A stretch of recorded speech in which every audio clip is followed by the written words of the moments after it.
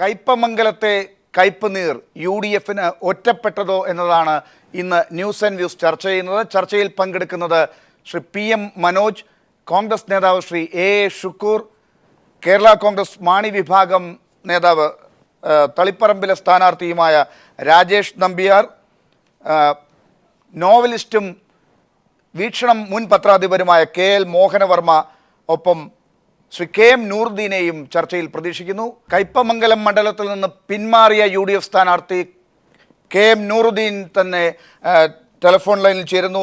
ശ്രീ നൂറുദ്ദീൻ, താങ്കൾ U D എഫിൻ്റെ സ്ഥാനാർത്ഥിയായി കഴിഞ്ഞ ദിവസങ്ങളിൽ പ്രഖ്യാപിക്കപ്പെട്ടതാണ്.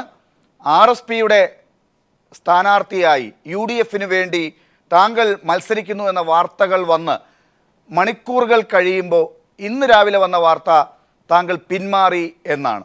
എന്താണ് സംഭവിച്ചത്? ഒരു 3 ദിവസം മുമ്പാണ് ഈ സ്ഥാനത്ത് മത്സരിക്കണം, യു ഡി എഫ് ഈ സീറ്റിലേക്ക് മത്സരിക്കണമെന്ന് പറഞ്ഞ് എന്നെ സമീപിച്ചിരുന്നത്. നമ്മളത് നല്ല നിലയ്ക്ക് എടുക്കുകയും അതിനെ പരിശോധിക്കുകയും അവരുമായി സംസാരിക്കുകയും അപ്പോൾ നമ്മൾ പറഞ്ഞ നിർദ്ദേശം എന്താണെന്ന് വെച്ചാൽ ഒരു സ്വതന്ത്രനായി മത്സരിക്കുക എന്നുള്ളതായിരുന്നു. അപ്പോ ആർ എസ് പിക്ക് അതിൻ്റെ അകത്ത് ചില ബുദ്ധിമുട്ടുകളുണ്ട്. കാരണം അവർക്ക് പാർട്ടി ചിഹ്നത്തിൽ മത്സരിക്കണം എന്ന് നിർബന്ധിച്ച് പറയുകയും അത് അവർക്ക് അതിന്റെ ശരിയായ ന്യായങ്ങളുണ്ട്, അത് അംഗീകരിക്കുകയും ചെയ്തു. അതിനൊപ്പം തന്നെ ഞാൻ ഒരു വ്യവസ്ഥാപിത രാഷ്ട്രീയ പാർട്ടികളിൽ നിന്ന് വ്യത്യസ്തമായി ചിന്തിക്കുകയും പ്രവർത്തിക്കുകയും ചെയ്യുന്ന ആളാണ്. അപ്പോ ആൽഫയുടെ കാസർഗോഡ് മുതൽ ആലപ്പുഴ വരെ ലിങ്ക് സെന്ററുകളുടെയും ഹോസ്പിറ്റലുകളുടെയും നടത്തിപ്പുകാരായ ജനങ്ങളായിട്ട് സംവദിക്കാൻ ഞാനും എന്റെ സഹപ്രവർത്തകരും എല്ലാം സംവദിക്കുകയും ആദ്യ സമയത്ത് എന്റെ സ്നേഹിതന്മാർ പറഞ്ഞ കാര്യം, ഈ കാര്യം ആൽഫയ്ക്ക് പ്രയോജനപ്പെടും. കാരണം ഒരു MLA ആയി കേരള നിയമസഭയിൽ വരികയാണെങ്കിൽ കേരളത്തിലെ പാലിയേറ്റീവ് കെയർ പ്രസ്ഥാനത്തിന് വളരെ വലിയ ഗുണമായിരിക്കും. അതേപോലെ തന്നെ നമ്മുടെ ആരോഗ്യം എന്ന് പറഞ്ഞുകൊണ്ട് ഗവൺമെന്റ് ഹോസ്പിറ്റൽസിന്, പ്രത്യേകിച്ചും ഗ്രാമങ്ങളിലെ പ്രൈമറി ഹെൽത്ത് സെന്റേഴ്സിന് അതിന് ശക്തിപ്പെടുത്താനുള്ള പദ്ധതികളിൽ കഴിഞ്ഞൊരു 3.5 മാസമായിട്ട് അഹോരാത്രി ഞങ്ങൾ പ്രവർത്തിക്കുകയാണ്. അതിനെല്ലാം വലിയ ഗുണം ചെയ്യും എന്നെല്ലാം പറഞ്ഞപ്പോൾ ആദ്യമായിട്ട് അത് അംഗീകരിക്കാനുള്ള പ്രധാന കാരണം അതായിരുന്നു. അപ്പൊ അതിനുശേഷം ഉള്ള ദിവസങ്ങളിൽ ഞങ്ങൾ കുറച്ച് സമയമേ ഉള്ളൂ, അത് ഉടനെ തന്നെ തീരുമാനം വേണം എന്ന് പറഞ്ഞപ്പോൾ ഈ ലിങ്ക് സെന്ററുകളുടെ പ്രവർത്തകരുമായും വളണ്ടിയർമാരുമായിട്ടും നിരന്തരമായി ബന്ധപ്പെടുകയും, അതായത് താങ്കൾ പറഞ്ഞതിൽ നിന്നും മനസ്സിലാക്കാൻ സാധിക്കുന്നത് താങ്കൾക്ക് സ്വതന്ത്രനായി മത്സരിക്കാനുള്ള ഒരവസ്ഥ ഉണ്ടായിരുന്നുവെങ്കിൽ, അതായത് താങ്കളുടെ ആ ആദർശങ്ങളും താങ്കൾ മനസ്സിൽ കാണുന്ന കാര്യങ്ങളും ഒക്കെ മുന്നോട്ട് പറഞ്ഞുകൊണ്ട് സ്വതന്ത്രനായി കയ്പമംഗലത്ത് മത്സരിക്കാനൊരു അവസരം ഉണ്ടായിരുന്നുവെങ്കിൽ ഇങ്ങനെയാകുമായിരുന്നില്ല സ്ഥിതി. അതായത് RSPയുടെ യു ഡി എഫിൻ്റെ താങ്കളുടെ ആദർശങ്ങൾക്ക് മുകളിലുള്ള ചില പിടിവാശികളാണ് ഇപ്പോഴുള്ള ഈ സ്ഥിതിവിശേഷത്തിലേക്ക് കാര്യങ്ങൾ എത്തിച്ചത് എന്നാണോ മനസ്സിലാക്കേണ്ടത്? ഇത് എന്നെ എന്ന് പറയുമ്പോൾ ഇത് എന്റെ വ്യക്തിപരമായ കാര്യങ്ങളല്ല. ഞാനിപ്പോ ഈ കാര്യങ്ങൾ പറയുന്നത് ഞാൻ പ്രതിനിധാനം ചെയ്യുന്ന, ഞാൻ പ്രവർത്തിക്കുന്ന ആൽഫ പാലിയേറ്റീവ് കെയറിന്റെ താല്പര്യങ്ങൾക്കനുസരിച്ചാണ് ഞാൻ ഈ കാര്യങ്ങൾ ചെയ്യുന്നത്. ആൽഫ പാലിയേറ്റീവ് കെയറിന്റെ താല്പര്യം എന്ന് പറഞ്ഞാൽ ഒരു സ്വതന്ത്ര സ്ഥാനാർത്ഥിയായി മത്സരിക്കുന്നതായിരുന്നു. പക്ഷെ RSP ആ കാര്യങ്ങളെല്ലാം കേൾക്കുകയും, പക്ഷെ അവർക്ക് സ്വതന്ത്ര ചിഹ്നത്തിലല്ല RSPയുടെ ചിഹ്നത്തിൽ മത്സരിച്ചാലേ അത് RSPയുടെ സീറ്റ് ആവുകയുള്ളൂ എന്ന് പറയുന്നതിൽ ന്യായമുണ്ട്. പക്ഷെ അത് ആൽഫയുടെ താല്പര്യങ്ങൾക്ക് നിരക്കുന്നതല്ല. അതാണ് പ്രശ്നം. റൈറ്റ്. ശ്രീ നൂറുദ്ദീൻ, ഞാൻ തിരിച്ച് അങ്ങയിലേക്ക് വരാം. ശ്രീ എ ഷുക്കൂർ കൂടി ചേർന്നിട്ടുണ്ട്. ശ്രീ ഷുക്കൂർ, യു ഡി എഫിൻ്റെ സ്ഥാനാർത്ഥികൾ ആരായിരിക്കണം എന്നുള്ളതിനെക്കുറിച്ച് LDFനെ കടത്തിവെട്ടി പ്രചരണ രംഗത്ത് മുന്നേറാൻ ശ്രമിക്കുന്ന ഒരു മുന്നണി എന്നുള്ള നിലയ്ക്ക് അതിനകത്ത് കൃത്യമായ ഒരു ഗൃഹപാഠം ഉണ്ടാകേണ്ടതാണ്, ജനങ്ങളുടെ മുന്നിൽ അത് കാണിക്കേണ്ടതുമാണ്. നിങ്ങൾ അങ്ങനെ കരുതിയെങ്കിൽ അത് തെറ്റിപ്പോയിരിക്കുന്നു എന്നുള്ളതിൻ്റെ സൂചനകളാണോ കയ്പമംഗലത്ത് നിന്നും തളിപ്പറമ്പിൽ നിന്നും മറ്റുള്ള സ്ഥലങ്ങൾ ഇടയ്ക്ക് ഞാൻ ചൂണ്ടിക്കാട്ടാം, ഈ തർക്കങ്ങൾ ഉണ്ടാകുന്ന ഭാഗത്തു നിന്നൊക്കെ ഇത്തരത്തിലുള്ള അസ്വാരസ്യങ്ങൾ കാണുമ്പോൾ നമ്മൾ മനസ്സിലാക്കേണ്ടത്? ഈ കെ എം നൂറുദ്ദീൻ തന്നെ പറയുന്നത് അദ്ദേഹവുമായിട്ടുള്ള സംസാരം അനൗപചാരികമായി ആരൊക്കെയോ എവിടെയൊക്കെയോ നടത്തി അദ്ദേഹത്തിൻ്റെ താല്പര്യം മറ്റൊരു വഴിക്കാണ്, യു ഡി എഫിൻ്റെ താല്പര്യം മറ്റൊരു വഴിക്കാണ്. ഇങ്ങനെയാണോ യു ഡി എഫിൻ്റെ സ്ഥാനാർത്ഥികളെ കണ്ടെത്താൻ പോകുന്നത്? കയ്പമംഗലം പോലെ TN പ്രതാപനെ പോലെ ഒരാൾ മത്സരിക്കാൻ നോക്കിയിരുന്ന മണ്ഡലത്തിൽ പോലും ഇങ്ങനെയാണോ നിങ്ങളുടെ ഒരുക്കങ്ങൾ? ശ്രീ ഷുക്കൂറിലേക്ക് ഞാൻ തിരിച്ചു വരാം. ശ്രീ PM മനോജ്, എന്താണ് ഇതിൽ നിന്ന് മനസ്സിലാക്കേണ്ടത്? ഈ കയ്പ് നീര് കയ്പമംഗലത്ത് മാത്രമല്ല. ഇപ്പോൾ ഇവിടെ സംസാരിച്ച ശ്രീ നൂറുദ്ദീൻ, അദ്ദേഹം പെയിൻ ആൻഡ് പാലിയേറ്റീവ് കെയർ പ്രസ്ഥാനത്തിൻ്റെ ഒരു പ്രവർത്തകനും നേതാവുമാണ്. ആളുകളുടെ സാന്ത്വന പരിചരണം, ആ സാന്ത്വന പരിചരണം എന്ന അജണ്ടയുമായി ഒത്തുപോകുന്നതല്ല UDFൻ്റെ അജണ്ട എന്ന് അദ്ദേഹം പറഞ്ഞിരിക്കുന്നു. അതായത് സാന്ത്വന പരിചരണ രംഗത്ത് പ്രവർത്തിക്കുന്ന അദ്ദേഹത്തിന് UDFൻ്റെ നിബന്ധനകളോട് അനുസരിച്ച് പോകാൻ കഴിയില്ല എന്ന്. യഥാർത്ഥത്തിൽ ഇപ്പോൾ നമ്മൾ പറഞ്ഞ ചില മണ്ഡലങ്ങളുണ്ട്. 1 പയ്യന്നൂർ, 2 കല്യാശ്ശേരി, 3 അതിന് തൊട്ടടുത്ത മണ്ഡലം കാഞ്ഞങ്ങാട്. ഈ 3 മണ്ഡലത്തിൽ സ്ഥാനാർത്ഥികളെ കോൺഗ്രസ് പട്ടികയിലായിട്ടില്ല. കോൺഗ്രസ് പട്ടിക പൂർത്തിയായി എന്നൊക്കെ പറയുമ്പോൾ ശ്രീ ഷുക്കൂറിൻ്റെ പാർട്ടി ഈ 3 മണ്ഡലങ്ങളിൽ സ്ഥാനാർത്ഥികളെ ഇതുവരെ വെച്ചിട്ടില്ല. എന്താ കാരണം പറയുന്നത്? അവിടെ പൊതുസമ്മതരെ കണ്ടെത്തുമെന്ന്. അപ്പോൾ ബാക്കിയുള്ളവരെല്ലാം പൊതുസമ്മതരല്ലേ? മറ്റ് സ്ഥാനാർത്ഥികളൊന്നും പൊതുസമ്മതരല്ല. ഇനി ഇവിടെ 3 സ്ഥലത്ത് പൊതുസമ്മതരെ കണ്ടെത്തണം എന്ന് പറയുന്ന ഗതികേടിലേക്ക് കോൺഗ്രസ് പോയിരിക്കുന്നു. അതായത് കേരളത്തിൽ എല്ലാ മണ്ഡലങ്ങളിലും, അവർക്ക് 83 മണ്ഡലമുള്ളത്, എല്ലാ മണ്ഡലങ്ങളിലും സ്വന്തം സ്ഥാനാർത്ഥികളെ നിർത്താൻ പറ്റാത്ത രീതിയിലുള്ള ഗതികേടിലേക്ക് ആ പാർട്ടി പോയിരിക്കുന്നു എന്നതാണ് ഒരു വശത്ത്. രണ്ടാം ഭാഗമാണ് ഈ UDFൻ്റെ ഭാഗമായിട്ടുള്ള കയ്പമംഗലം. പിന്നെയോ കൊയിലാണ്ടിയുണ്ട്, അതുപോലെ ഇടുക്കിയിലൊരു മണ്ഡലമുണ്ട്. അതൊക്കെ നമ്മൾ വിശദമായി ചർച്ച ചെയ്യേണ്ടതാണ്. ഇതിൻ്റെ എല്ലാം ഈ ഗൃഹപാഠം എന്ന് പറഞ്ഞു. ഗൃഹപാഠമെന്നല്ല, ഇതുവരെ ഒരു പാഠവും പഠിച്ചിട്ടില്ല. ആ ഒരു പാഠവും പഠിക്കാത്തതുകൊണ്ടാണ് ഇടതുപക്ഷ ജനാധിപത്യ മുന്നണി എല്ലാ സ്ഥാനാർത്ഥികളെയും പ്രഖ്യാപിച്ച് ഒരുപാട് മുന്നോട്ട് പോയി കഴിഞ്ഞു. കോൺഗ്രസ് കയറി വരാനുള്ള അവർക്ക് കഴിവുണ്ട്, കാരണം അങ്ങനെയുള്ള ഗിമ്മിക്കുള്ള അവരുടെ കയ്യിലുണ്ട്. പക്ഷേ എന്നാൽ പോലും കോൺഗ്രസിൻ്റെ ഇന്നത്തെ അവസ്ഥ ദയനീയമാണ്. 3 ദിവസമായി സുധീരനെ കാണാനില്ല. സുധീരൻ്റെ പ്രസ്താവനകളിലും വല്ലപ്പോഴെല്ലാം വരുന്നുണ്ട്. പക്ഷേ അങ്ങനെ ഉറഞ്ഞു തുള്ളി 5 മണ്ഡലങ്ങളിലെ കളങ്കിത സ്ഥാനാർത്ഥികളെ ഒഴിവാക്കിയാലേ ഞാനിനി പൊതു രാഷ്ട്രീയത്തിൽ ഇറങ്ങൂ എന്നൊക്കെ പറഞ്ഞ സുധീരൻ എല്ലാം മടക്കി കൂട്ടി വീട്ടിൽ പോയിരിക്കുകയാണ്. ഇനിയിപ്പോൾ ഈ 4 മണ്ഡലങ്ങളിൽ ബെന്നിബനാനെ മാറ്റി, അത് വലിയൊരു ഭാഗ്യം. അത് കഴിഞ്ഞ് ബാക്കി 4 മണ്ഡലങ്ങളിലെ കളങ്കിതർ കൂടുതൽ കളങ്കിതരാകുന്ന അവസ്ഥയാണ് ഓരോ ദിവസവും കോടതിയിൽ നിന്ന് വരുന്ന ഉത്തരവുകളും പരാമർശങ്ങളും ഒക്കെ വ്യക്തമാകുന്നത്. അപ്പോൾ ഈ കളങ്കിതർക്ക് വേണ്ടി അടൂരിലും അതുപോലെ തൃപ്പൂണിത്തുറയിലും ഒക്കെ പോയി ബാബുവിന് വോട്ട് ചെയ്യൂ, കൈപ്പത്തി അടയാളത്തിൽ കുത്തു വോട്ട് എന്ന് സുധീരൻ പറയുന്നതോടെ അദ്ദേഹത്തിൻ്റെ ആദർശവും ഗംഭീരമായിട്ട് വിജയിക്കും. അങ്ങനെ കോൺഗ്രസിൻ്റെ ഇന്നത്തെ ദുരവസ്ഥ ശ്രീ മോഹനവർമ്മയെ പോലെയുള്ള വളരെ മുതിർന്ന കോൺഗ്രസിന് നന്മ മാത്രം ആഗ്രഹിക്കുന്ന ആളുകളെ അങ്ങേയറ്റം വേദനിപ്പിക്കുന്ന ഒരു അവസ്ഥ അത് വ്യക്തമാകുമെന്നാണ് എനിക്ക് പറയാനുള്ളത്. ശ്രീ KL മോഹനവർമ്മ, അങ്ങയെപ്പോലുള്ളവരെ വേദനിപ്പിക്കുന്നത് എന്ന് പറയുമ്പോൾ അങ്ങ് കുറച്ച് ദിവസങ്ങളായി ഈ കോൺഗ്രസിലും UDFലും നടക്കുന്ന കാഴ്ചകൾ കണ്ട് വേദനിക്കുന്നതാണോ, ആ വേദനയുടെ ഒരു മറ്റൊരു കാഴ്ചപ്പാടിലുള്ള മനോഹാരിതയാണോ അങ്ങയുടെ മുഖത്ത് വിരിയാറുള്ള ചിരി ഈ അടുത്ത കാലത്തായി UDFൽ കാണുന്ന ഇത്തരം കാഴ്ചകൾ കാണുമ്പോൾ എന്ന് കാണേണ്ടിയിരിക്കുന്നു, എന്ന് മനസ്സിലാക്കേണ്ടിയിരിക്കുന്നു. എന്താണ് ഇപ്പോൾ കയ്പമംഗലം തന്നെ നോക്കിയാൽ അവിടെ ഒരു സ്ഥാനാർത്ഥിയെ UDF നിശ്ചയിച്ച രീതി കാണുമ്പോൾ RSP പറയുന്നത് ഞങ്ങൾക്ക് ഒരു വേരുമില്ലാത്തൊരു മണ്ഡലം, അവിടെ ഞങ്ങൾക്കൊരു നെഗ്ലിജിബിളാണ്. ശ്രീ NK പ്രേമചന്ദ്രൻ ഇന്ന് പറഞ്ഞത് അവരുടെ ഒരു സ്ഥാനത്തെക്കുറിച്ച്, അവിടുത്തെ ഒരു പ്രസൻസിനെ കുറിച്ച് പറഞ്ഞത് നെഗ്ലിജിബിൾ എന്നാണ്. RSPക്ക് ഇത്തരത്തിൽ മാത്രം വേരോട്ടമുള്ള ഒരു സ്ഥലത്താണോ കയ്പമംഗലം, അങ്ങനെയുള്ള സ്ഥലത്താണോ അവർക്ക് ഇങ്ങനെ വിട്ടുകൊടുത്തിരിക്കുന്നത്? ഇങ്ങനെയൊക്കെയാണോ സ്ഥാനാർത്ഥികളെ UDF ഇത്തരം ഒരു കടുത്ത പോരാട്ടത്തിൽ നിശ്ചയിക്കുന്നത്? എന്ത് തോന്നുന്നു താങ്കൾക്ക്?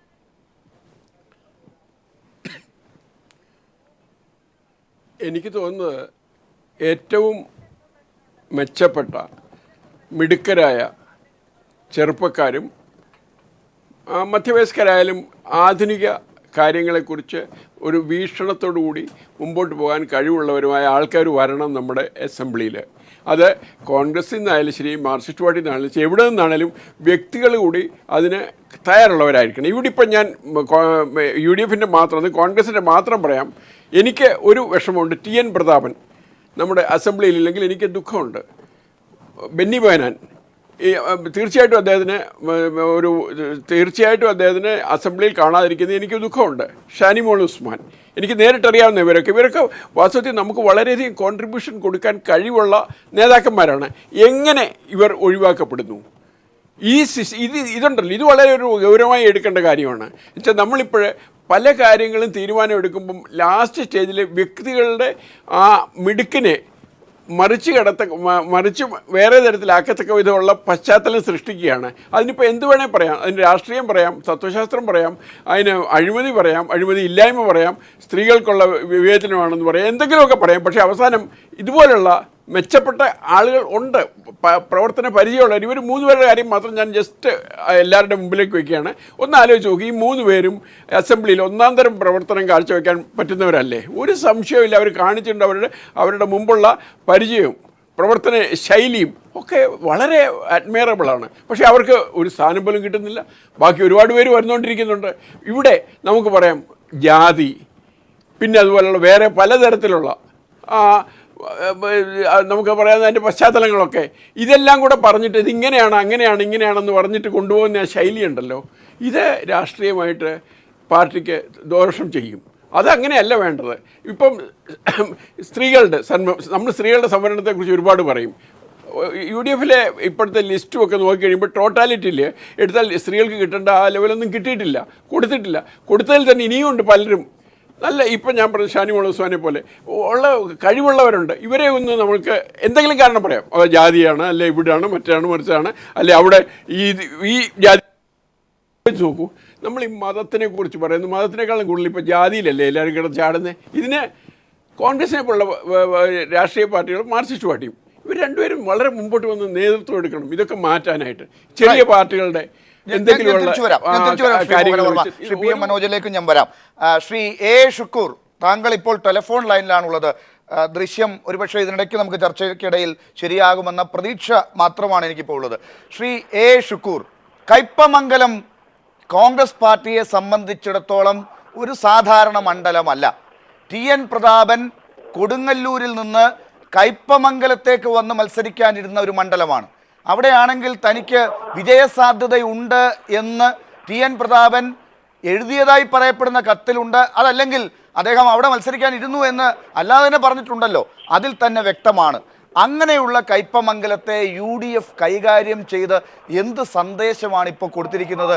ഈ KM നൂറുദ്ദീൻ പറയുന്നത്, എനിക്ക് ഈ UDFൻ്റെ ആ ഒരു പരമ്പരാഗത ശൈലിയിൽ മത്സരിക്കാൻ ഒരു താല്പര്യവും ഉണ്ടായിരുന്നില്ല. അങ്ങനെ ഒരു സ്ഥാനാർത്ഥിയെ പരീക്ഷിച്ച് ഈ രീതിയിൽ അപഹാസ്യമാകാനായിരുന്നോ UDF ഇത്രയും ദിവസങ്ങളായി ശ്രമിച്ചുകൊണ്ടിരുന്നത്? കയ്പമംഗലം എന്ത് തരത്തിലുള്ള കയ്പ് നീരാണ് UDFൽ ഉണ്ടാക്കുന്നത്? കയ്പമംഗലം സീറ്റ് UDF RSPക്ക് ഇപ്പോൾ നൽകിയ സീറ്റാണ്. RSP ആണ് അവിടെ നൂറുദ്ദീൻ എന്ന് പറയുന്ന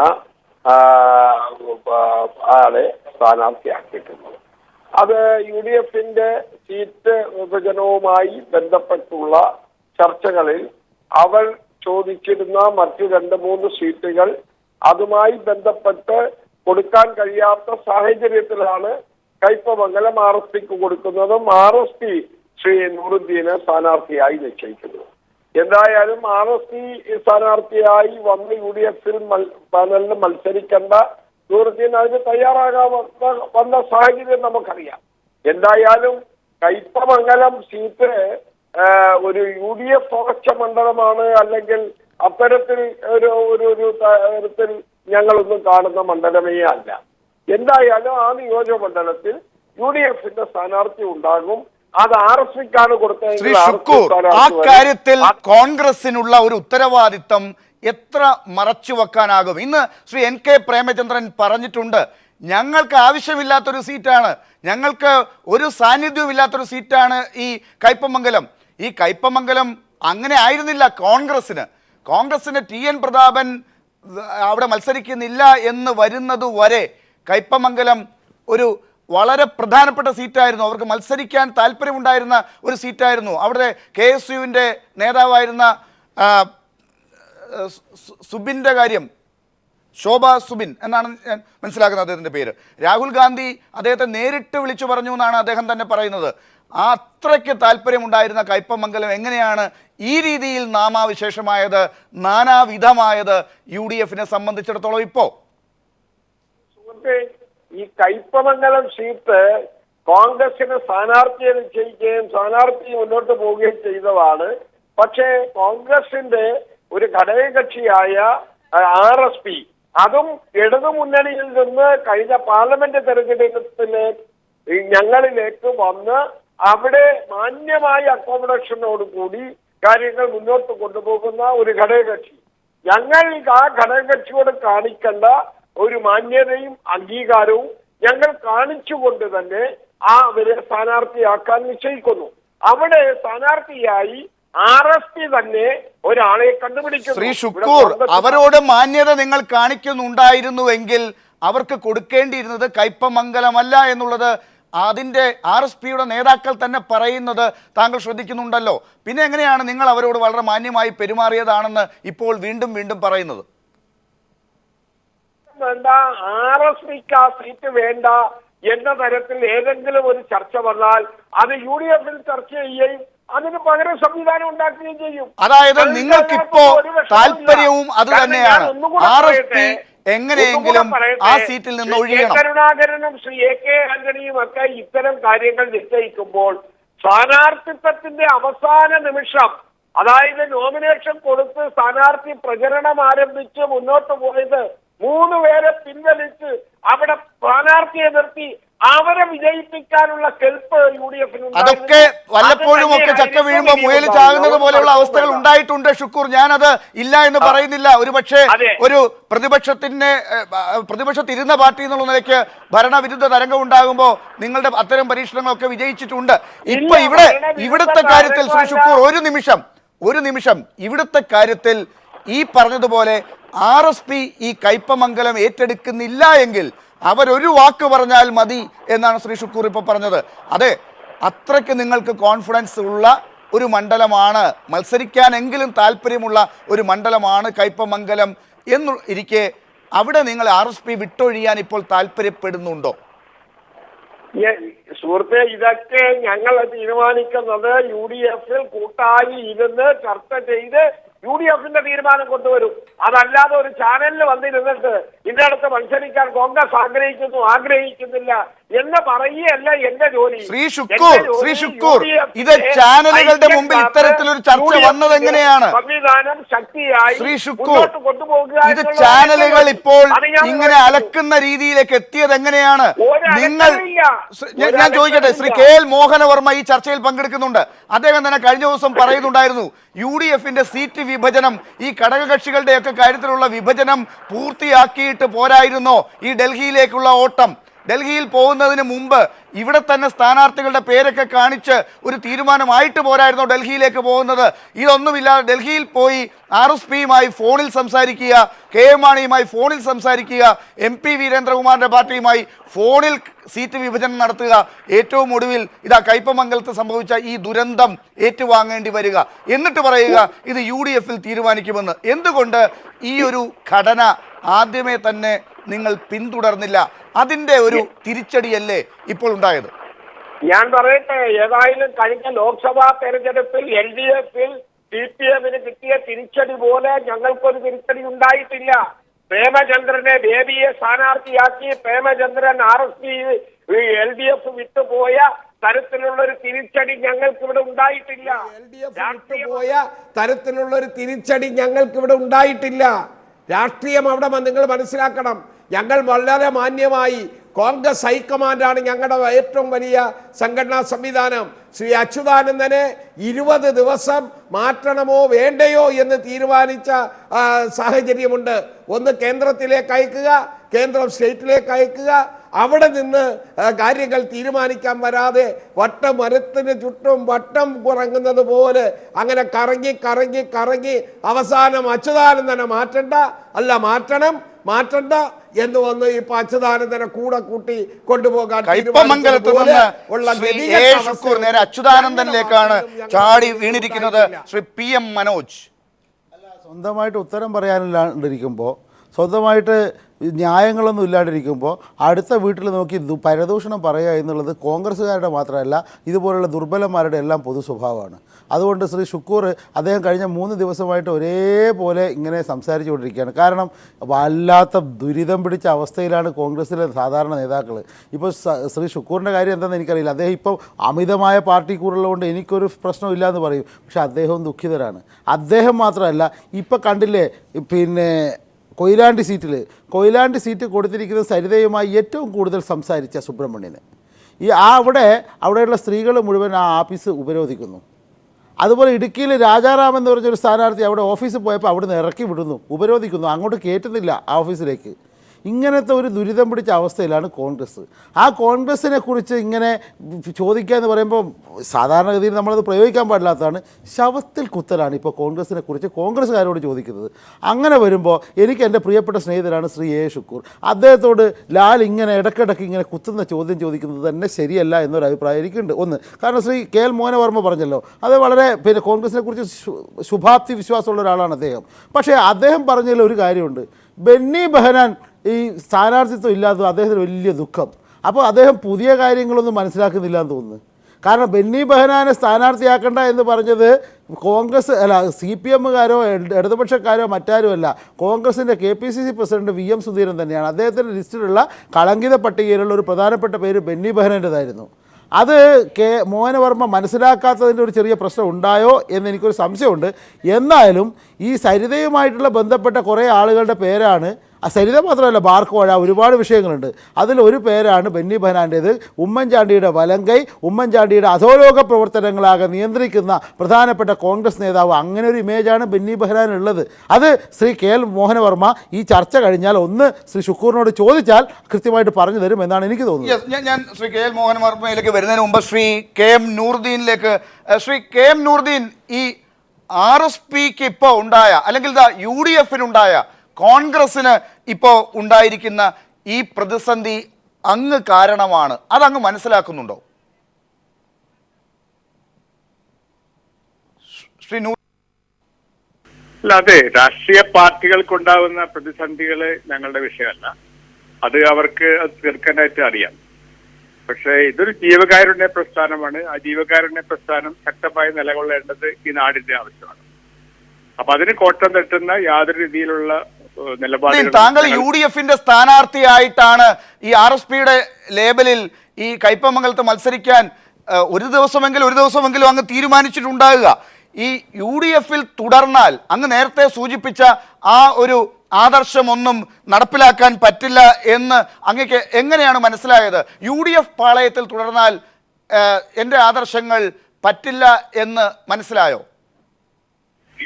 UDFും LDFും NDAയുമായിട്ട് യാതൊരു വ്യത്യാസവും കാണുന്നവരല്ല ഞങ്ങളാരും. കാരണം കേരളത്തിലെ ഉദാഹരണത്തിന് ആരോഗ്യ പരിപാലന രംഗം ഒന്നും ശ്രദ്ധിക്കണം. 50 കൊല്ലം മുമ്പുള്ള ശ്രീ KM നൂറുദ്ദീൻ, ഈ ആരോഗ്യ പരിപാലന കാര്യത്തിലേക്ക് പോകാനുള്ള സമയത്തിന്റെ പരിമിതി കൊണ്ട് മാത്രം ഞാൻ ഇടപെടുകയാണ്. ഒരു ദിവസമാണെങ്കിൽ ഒരു ദിവസം അങ്ങ് ഈ UDFനെ ഒന്ന് മുൾമുനയിൽ നിർത്തിക്കഴിഞ്ഞു. ഇപ്പോൾ കയ്പമംഗലത്ത് സ്ഥാനാർത്ഥിയാകാമെന്ന് അവരോട് അങ്ങ് പറഞ്ഞു. ഒരല്പം മണിക്കൂർ നേരമാണെങ്കിലും അവർ അതിൻ്റെ പേരിൽ മുന്നോട്ട് പോയി. അങ്ങനെയാണെങ്കിൽ ഈ അവസാന നിമിഷത്തിൽ അങ്ങ് UDFനെ ചതിക്കുകയായിരുന്നു. ഒരിക്കലും ചതിച്ചിട്ടില്ല അവരോട്. കാരണം അവർ പറഞ്ഞ കാര്യങ്ങൾ അത് വളരെ പോസിറ്റീവായിട്ട് എടുക്കുകയും അത് നമ്മൾ വിശകലനം ചെയ്യുകയും അവരുമായിട്ട് അത് സംവദിക്കുകയും അതിനൊപ്പം തന്നെ നമ്മളെ കൂടെ നിൽക്കുന്ന ആളുകളുമായിട്ടുള്ള എല്ലാ റിപ്പോർട്ടുകളും എടുക്കാനായിട്ട് ഒരു ദിവസം കൊണ്ട് 16 ലിങ്ക് സെന്ററുകളിലുള്ള പ്രവർത്തകരുടെ റിപ്പോർട്ട് എടുക്കുന്നത് എങ്ങനെയാണ്? ഞങ്ങൾ അതിനു വേണ്ടി 2 ദിവസം പൂർണ്ണമായി എടുത്തു. 2 ദിവസം പൂർണ്ണമായി എടുത്തതിന് ശേഷം രാത്രി കിട്ടിയ വിശകലനം എടുത്ത് ഇന്ന് രാവിലെ തന്നെ അവര് പത്രസമ്മേളനം നടത്തുന്നതിനേക്കാളും മുന്നായി തന്നെ ആ കാര്യം അറിയിച്ചു കൊടുത്തു. ശ്രീ ഷുക്കൂർ, ഇതാണ് നിങ്ങളുടെ സ്ഥാനാർത്ഥി, മണിക്കൂറുകൾക്ക് മുമ്പ് പിൻവാങ്ങിയ സ്ഥാനാർത്ഥിയുടെ ഇപ്പോഴത്തെ അവസ്ഥ.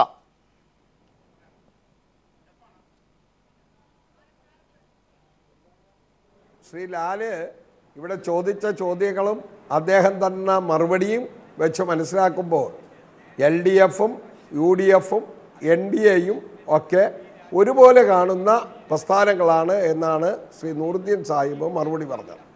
അദ്ദേഹത്തിന് ജീവകാരുണ്യ പ്രവർത്തനവും ആരോഗ്യരംഗത്തെ മെച്ചപ്പെട്ട അവസ്ഥയും ഉണ്ടാക്കാനുള്ള ആത്മാർത്ഥമായ പരിശ്രമമാണ് വേണ്ടത് എന്നാണ് അദ്ദേഹത്തിൻ്റെ മനസ്സ് പറയുന്നത്. എന്താണോ ഉത്തരം വേണ്ടത് എന്ന് ലാല് മനസ്സിൽ ആഗ്രഹിച്ചത് അദ്ദേഹത്തിൽ നിന്ന് ആ ഉത്തരം വന്നിട്ടുമില്ല. ഇത്തരമൊരു സാഹചര്യത്തിലാണ് ലാലിനെ പോലുള്ളവർ യാങ്കർ ചെയ്യുമ്പോൾ ഇത്തരം കാര്യങ്ങളിൽ പക്ഷാപാതപരമായി പ്രവർത്തിക്കുന്നു എന്നുള്ള ആരോപണം ഞങ്ങൾ വെക്കുന്നത്. അതുകൊണ്ട് ഞാൻ കൈരളി ചാനലിൽ ഒരു ചർച്ചയ്ക്ക് വന്നിട്ട് ഒരു വഴക്കുണ്ടാക്കാനില്ല. പക്ഷേ യാഥാർത്ഥ്യ ബോധത്തോടു കൂടി കാര്യങ്ങൾ കാണണം. കയ്പമംഗലത്തെ സ്ഥാനാർത്ഥിത്വം സംബന്ധിച്ച് UDF-നകത്ത് ഞങ്ങൾ RSPക്ക് കൊടുത്ത സീറ്റാണ്. അത് RSPക്ക് ഇനി മറ്റു തരത്തിൽ അത് ആവശ്യമില്ല എന്ന് പറഞ്ഞാൽ അത് പുനരാലോചന നടത്തും. അതനുസരിച്ച് UDF ചർച്ച ചെയ്ത് തീരുമാനമെടുത്ത് ഒറ്റക്കെട്ടായി ഈ തെരഞ്ഞെടുപ്പിൽ മുന്നോട്ട് പോകും. ഇതാണ് ഇത് സംബന്ധിച്ച് എനിക്ക് പറയാനുള്ളത്. ശ്രീ PM മനോജ്. അല്ല, അത് അവർ പറയേണ്ട കാര്യം തന്നെയാണ്. പക്ഷേ എനിക്ക് തോന്നുന്നത് ഈ ചർച്ചയൊന്നും നമുക്ക് അധികം മുന്നോട്ട് കൊണ്ടുപോകാൻ കഴിയില്ല എന്നുള്ളതാണ്. കാരണം സാധാരണ ആളുകൾ പറയും നിങ്ങളെന്താ സരിത എന്ന് പറഞ്ഞുകൊണ്ടിരിക്കുന്നതെന്ന്. യഥാർത്ഥത്തിൽ ഇന്നിപ്പോൾ സരിത എസ് നായർ ഒരു വലിയ വെളിപ്പെടുത്തൽ നടത്തിയിട്ടുണ്ട്. ആ വെളിപ്പെടുത്തൽ മുഖ്യമന്ത്രി നുണയാണ് പറഞ്ഞത് എന്നാണ്. അവർ വെല്ലുവിളിക്കുന്നു എന്നെ നുണപരിശോധനയ്ക്ക് വിധേയമാക്കൂ, ഞാൻ കൊണ്ടുവരുന്ന തെളിവുകൾ അത് ഫോറൻസിക് പരിശോധനയ്ക്ക് അയക്കൂ എന്നടക്കം വെല്ലുവിളിക്കുന്നൊരവസ്ഥ ശ്രീ ഷുക്കൂറിന് അധികകാലമൊന്നും ഇങ്ങനെ ചർച്ച ചെയ്ത് പോകാൻ കഴിയില്ല എന്നാണ്. ഞാൻ ഒന്ന് ഇടപെടുകയാണ്. ശ്രീ PM മനോജ്, ദയവായി അതിഥികൾ തുടരുക. വളരെ പ്രധാനപ്പെട്ട ഒരു ബ്രേക്കിംഗ് ആണ് ഇപ്പോൾ പീപ്പിൾ നൽകിക്കൊണ്ടിരിക്കുന്നത്. അതായത് സോളാർ കമ്മീഷനിൽ മുഖ്യമന്ത്രി നുണ പറഞ്ഞു എന്നുള്ളതാണ് ഈ ബ്രേക്കിങ്ങിന് അടിസ്ഥാനം. സോളാർ കമ്മീഷൻ മുമ്പാകെ മുഖ്യമന്ത്രി പറഞ്ഞത് നുണയാണ്. അഡ്വക്കേറ്റ് ഫെനി തന്നെ വിളിച്ചിട്ടില്ലെന്നായിരുന്നു മുഖ്യമന്ത്രി സോളാർ കമ്മീഷനിൽ പറഞ്ഞത്. എന്നാൽ ഇന്ന് advocate Feni Balakrishnan solar commission നൽകിയിരിക്കുന്ന മൊഴിയിൽ 2016 ജനുവരി 25-ന് നൽകിയ മുഖ്യമന്ത്രിയുമായി 4 തവണ സംസാരിച്ചിട്ടുണ്ടെന്നാണ് ഫെനി ബാലകൃഷ്ണൻ പറഞ്ഞിരിക്കുന്നത്. കൂടുതൽ വിവരങ്ങളുമായി ഇപ്പോൾ ദിനകർ ചേരുന്നു. ദിനകർ, എന്താണ് അഡ്വക്കേറ്റ് ഫെനി ബാലകൃഷ്ണന്റെ മൊഴിയിൽ പറയുന്നത്? ലാൽ, ഏറ്റവും പുതിയ വെളിപ്പെടുത്തലാണ് ഇത്. അതായത് മുഖ്യമന്ത്രി ഉമ്മൻചാണ്ടി സോളാർ കമ്മീഷനിൽ നുണ പറഞ്ഞു, കള്ളത്തരം പറഞ്ഞു എന്ന് വ്യക്തമാകുന്ന രേഖകളാണ് പീപ്പിൾ പുറത്തുവിടുന്നത്. ഇന്ന് സോളാർ കമ്മീഷൻ മുൻപാകെ അഡ്വക്കേറ്റ് ഫെനി ബാലകൃഷ്ണൻ, സരിതയുടെ മുൻ അഭിഭാഷകൻ, മൊഴി നൽകാൻ എത്തിയിരുന്നു. ഈ മൊഴിയിലാണ് മുഖ്യമന്ത്രിയുമായി താൻ 4 തവണ സംസാരിച്ചു എന്ന് ഫെനി ബാലകൃഷ്ണൻ മൊഴി നൽകിയിട്ടുള്ളത്. അത് 2015 ഏപ്രിൽ 5-ാം തീയതി, അതോടൊപ്പം 2015 ഫെനി ബാലകൃഷ്ണന്റെ വാക്കുകൾ തന്നെ നമുക്ക് ലഭ്യമായിട്ടുണ്ട്. ഫെനിയുടെ ആ വാക്കുകളിലേക്ക് ഈ മൊഴി കൊടുത്തതിന് ശേഷം ഫെനി എന്താണ് പറഞ്ഞത്? ഒറ്റ കാര്യം, മുഖ്യമന്ത്രിയെ 4 തവണ താങ്കൾ വിളിച്ചതായിട്ട് കമ്മീഷനിൽ പറഞ്ഞിട്ടുണ്ട്. അതെ സോളാർ കേസുമായി ബന്ധപ്പെട്ട് സോളാർ കേസ് ബന്ധപ്പെട്ടല്ല. ഒന്നെന്ന് പറഞ്ഞാൽ ഞാൻ പറയാം, അത് കമ്മീഷനോട് ചോദിക്കാത്തതുകൊണ്ട് പറയുന്നത്. അതായത് അരുവിക്കരയുടെ ഇലക്ഷൻ ഇതേ മാർഗത്തിൽ കൂടെ ആയിരുന്നു അട്ടിമറിക്കാൻ ശ്രമിച്ചത്. ഞാനായിരുന്നു എൻ്റെ ഓഫീസിലായിരുന്നു എൻ്റെ കേന്ദ്രം. അന്നും ഇതുപോലെയൊക്കെ സംഭവങ്ങളായിരുന്നു. അപ്പോൾ അത് അദ്ദേഹത്തോട് ഞാൻ വിളിച്ചു പറയാനിരിക്കുമായിരുന്നു, ഇതിനകത്ത് എൻ്റെ പങ്കൊന്നുമില്ല, അതിന് സൂക്ഷിക്കണം. അരുവിക്കരയിൽ ഇത് എന്നെ യൂസ് ചെയ്തുകൊണ്ടാണ്, എൻ്റെ വോയിസ് മാനിപ്പുലേറ്റ് ചെയ്തുകൊണ്ടാണ് ഇത് ചെയ്തത്. അത് പറയാനായിട്ട് ഞാൻ അദ്ദേഹത്തെ വിളിച്ച് പറഞ്ഞു. അദ്ദേഹം ഫോണും എടുത്തിരുന്നു. ഞാൻ പറഞ്ഞു അത് സാരമില്ല, അത് ദൈവം നോക്കിക്കോളൂ എന്ന് പറഞ്ഞ് അദ്ദേഹം കട്ട് ചെയ്യുമായിരുന്നു. ഫെനി ബാലകൃഷ്ണൻ പറഞ്ഞ മൊഴിക്ക് ആധാരമായ രേഖകൾ എന്താണ്? മുഖ്യമന്ത്രി ഈ കാര്യത്തിൽ പറഞ്ഞത് എന്താണ് സോളാർ കമ്മീഷനിൽ എന്നുള്ളതിൻ്റെ രേഖകൾ കൂടി നമുക്ക് കാണാം.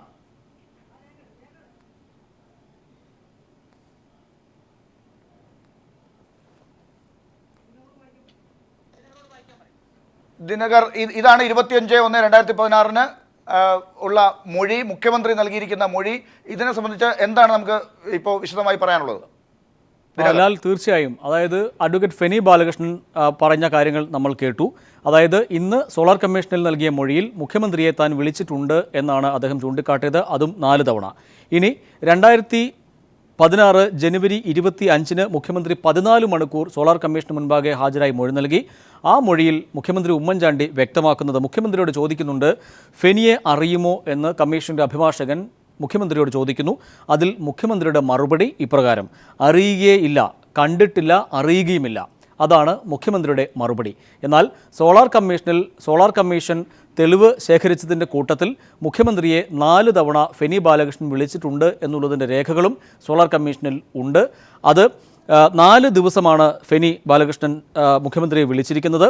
അത് 2015 ഏപ്രിൽ 5-ാം തീയതി, 2015 ജൂൺ 30, അതായത് അരുവിക്കര തെരഞ്ഞെടുപ്പ് നടക്കുന്ന ദിവസം. മറ്റൊന്ന് 2015 ഓഗസ്റ്റ് 17, മറ്റൊന്നൊരു 2015 ഓഗസ്റ്റ് 28. ഇങ്ങനെ 4 ദിവസങ്ങളിലാണ് മുഖ്യമന്ത്രിയെ ഫെനി ബാലകൃഷ്ണൻ വിളിച്ചിട്ടുള്ളത് എന്ന വ്യക്തമായ രേഖകളാണ് സോളാർ കമ്മീഷനിൽ ഉള്ളത്. അക്കാര്യം ഫെനി ബാലകൃഷ്ണൻ സമ്മതിക്കുകയും ചെയ്തിരിക്കുന്നു. എന്നാൽ മുഖ്യമന്ത്രി സോളാർ കമ്മീഷനിൽ വ്യക്തമാക്കിയത് ഫെനി ബാലകൃഷ്ണൻ എന്ന വ്യക്തിയെ അറിയുകയുമില്ല, കണ്ടിട്ടുമില്ല എന്നാണ്. സ്വാഭാവികമായും അവിടെ ഉയർന്നു വരുന്ന ചോദ്യം, എന്തുകൊണ്ട് മുഖ്യമന്ത്രി ഇത്തരത്തിൽ ഒരു നുണ സോളാർ കമ്മീഷന് മുൻപാകെ പറഞ്ഞു എന്നതാണ്. ഫെനി ബാലകൃഷ്ണൻ പറയുന്നത് അരുവിക്കര തെരഞ്ഞെടുപ്പ് അട്ടിമറിക്കാൻ ഫെനി ബാലകൃഷ്ണൻ ഉൾപ്പെടെയുള്ളവർ ഗൂഢാലോചന നടത്തുന്നു എന്ന് ചില വാർത്തകൾ പ്രചരിക്കുന്നുണ്ട്. താൻ അത്തരത്തിൽ ഒരു ഗൂഢാലോചനയും നടത്തിയിട്ടില്ല, അത് സൂക്ഷിക്കണം എന്ന് പറയാൻ വേണ്ടിയാണ് മുഖ്യമന്ത്രിയെ വിളിച്ചത് എന്ന് ഫെനി ബാലകൃഷ്ണൻ പറയുന്നുണ്ട്. അപ്പോൾ ഫെനി ബാലകൃഷ്ണൻ ഒപ്പം മുഖ്യമന്ത്രി പറഞ്ഞ കാര്യവും ഫെനി ബാലകൃഷ്ണൻ വ്യക്തമാക്കുന്നു. അത് താൻ സൂക്ഷിച്ചോളാം, കുഴപ്പമില്ല എന്ന് മുഖ്യമന്ത്രി മറുപടി പറഞ്ഞതായും ഫെനി ബാലകൃഷ്ണൻ പറയുന്നുണ്ട്. ദിനകർ, ഫെനി ബാലകൃഷ്ണൻ പറഞ്ഞ കാര്യങ്ങൾ ഈ ഘട്ടത്തിൽ, ഇപ്പോൾ ദിനകർ ഇത് വിശദീകരിക്കുകയും കൂടെ ചെയ്ത ഘട്ടത്തിൽ ഒന്നുകൂടി പ്രേക്ഷകർക്ക് അത് കാണുമ്പോഴാണ് അതിൻ്റെ സത്യാവസ്ഥ വ്യക്തമാകുക. ഫെനി ബാലകൃഷ്ണൻ ഈ കാര്യത്തെക്കുറിച്ച് എന്താണ് പറഞ്ഞതെന്ന് ഒന്നുകൂടി കേൾക്കാം. ഒറ്റ കാര്യം, മുഖ്യമന്ത്രിയെ 4 തവണ താങ്കൾ വിളിച്ചതായിട്ട് കമ്മീഷനിൽ പറഞ്ഞിട്ടുണ്ട്. അതെ. അത് സോളാർ കേസുമായി ബന്ധപ്പെട്ടാണ്. സോളാർ കേസ് ബന്ധപ്പെട്ടല്ല. ഒന്നെന്ന് പറഞ്ഞാൽ ഞാൻ പറയാം, അത് കമ്മീഷനോട് ചോദിക്കാത്തതുകൊണ്ട് പറയുന്നത്. അതായത് അരുവിക്കരയുടെ ഇലക്ഷൻ ഇതേ മാർഗത്തിൽ കൂടെ ആയിരുന്നു അട്ടിമറിക്കാൻ ശ്രമിച്ചത്. ഞാനായിരുന്നു എൻ്റെ ഓഫീസിലായിരുന്നു എൻ്റെ കേന്ദ്രം. അന്നും ഇതുപോലെയൊക്കെ സംഭവങ്ങളായിരുന്നു. അപ്പോൾ അത് അദ്ദേഹത്തോട് ഞാൻ വിളിച്ചു പറയാനിരിക്കുമായിരുന്നു, ഇതിനകത്ത് എൻ്റെ പങ്കൊന്നുമില്ല, അതിന് സൂക്ഷിക്കണം. അരുവിക്കരയിൽ ഇത് എന്നെ യൂസ് ചെയ്തുകൊണ്ടാണ്, എൻ്റെ വോയിസ് മാനിപ്പുലേറ്റ് ചെയ്തുകൊണ്ടാണ് ഇത് ചെയ്തത്. അത് പറയാനായിട്ട് ഞാൻ അദ്ദേഹത്തെ വിളിച്ച് പറഞ്ഞു. അദ്ദേഹം ഫോണും എടുത്തിരുന്നു. ഞാൻ പറഞ്ഞു അത് സാരമില്ല, അത് ദൈവം നോക്കിക്കോളൂ എന്ന് പറഞ്ഞ് അദ്ദേഹം കട്ട് ചെയ്യുമായിരുന്നു. ദൈവം നോക്കിക്കോളും എന്ന് പറഞ്ഞ് മുഖ്യമന്ത്രി കട്ട് ചെയ്യുകയായിരുന്നു.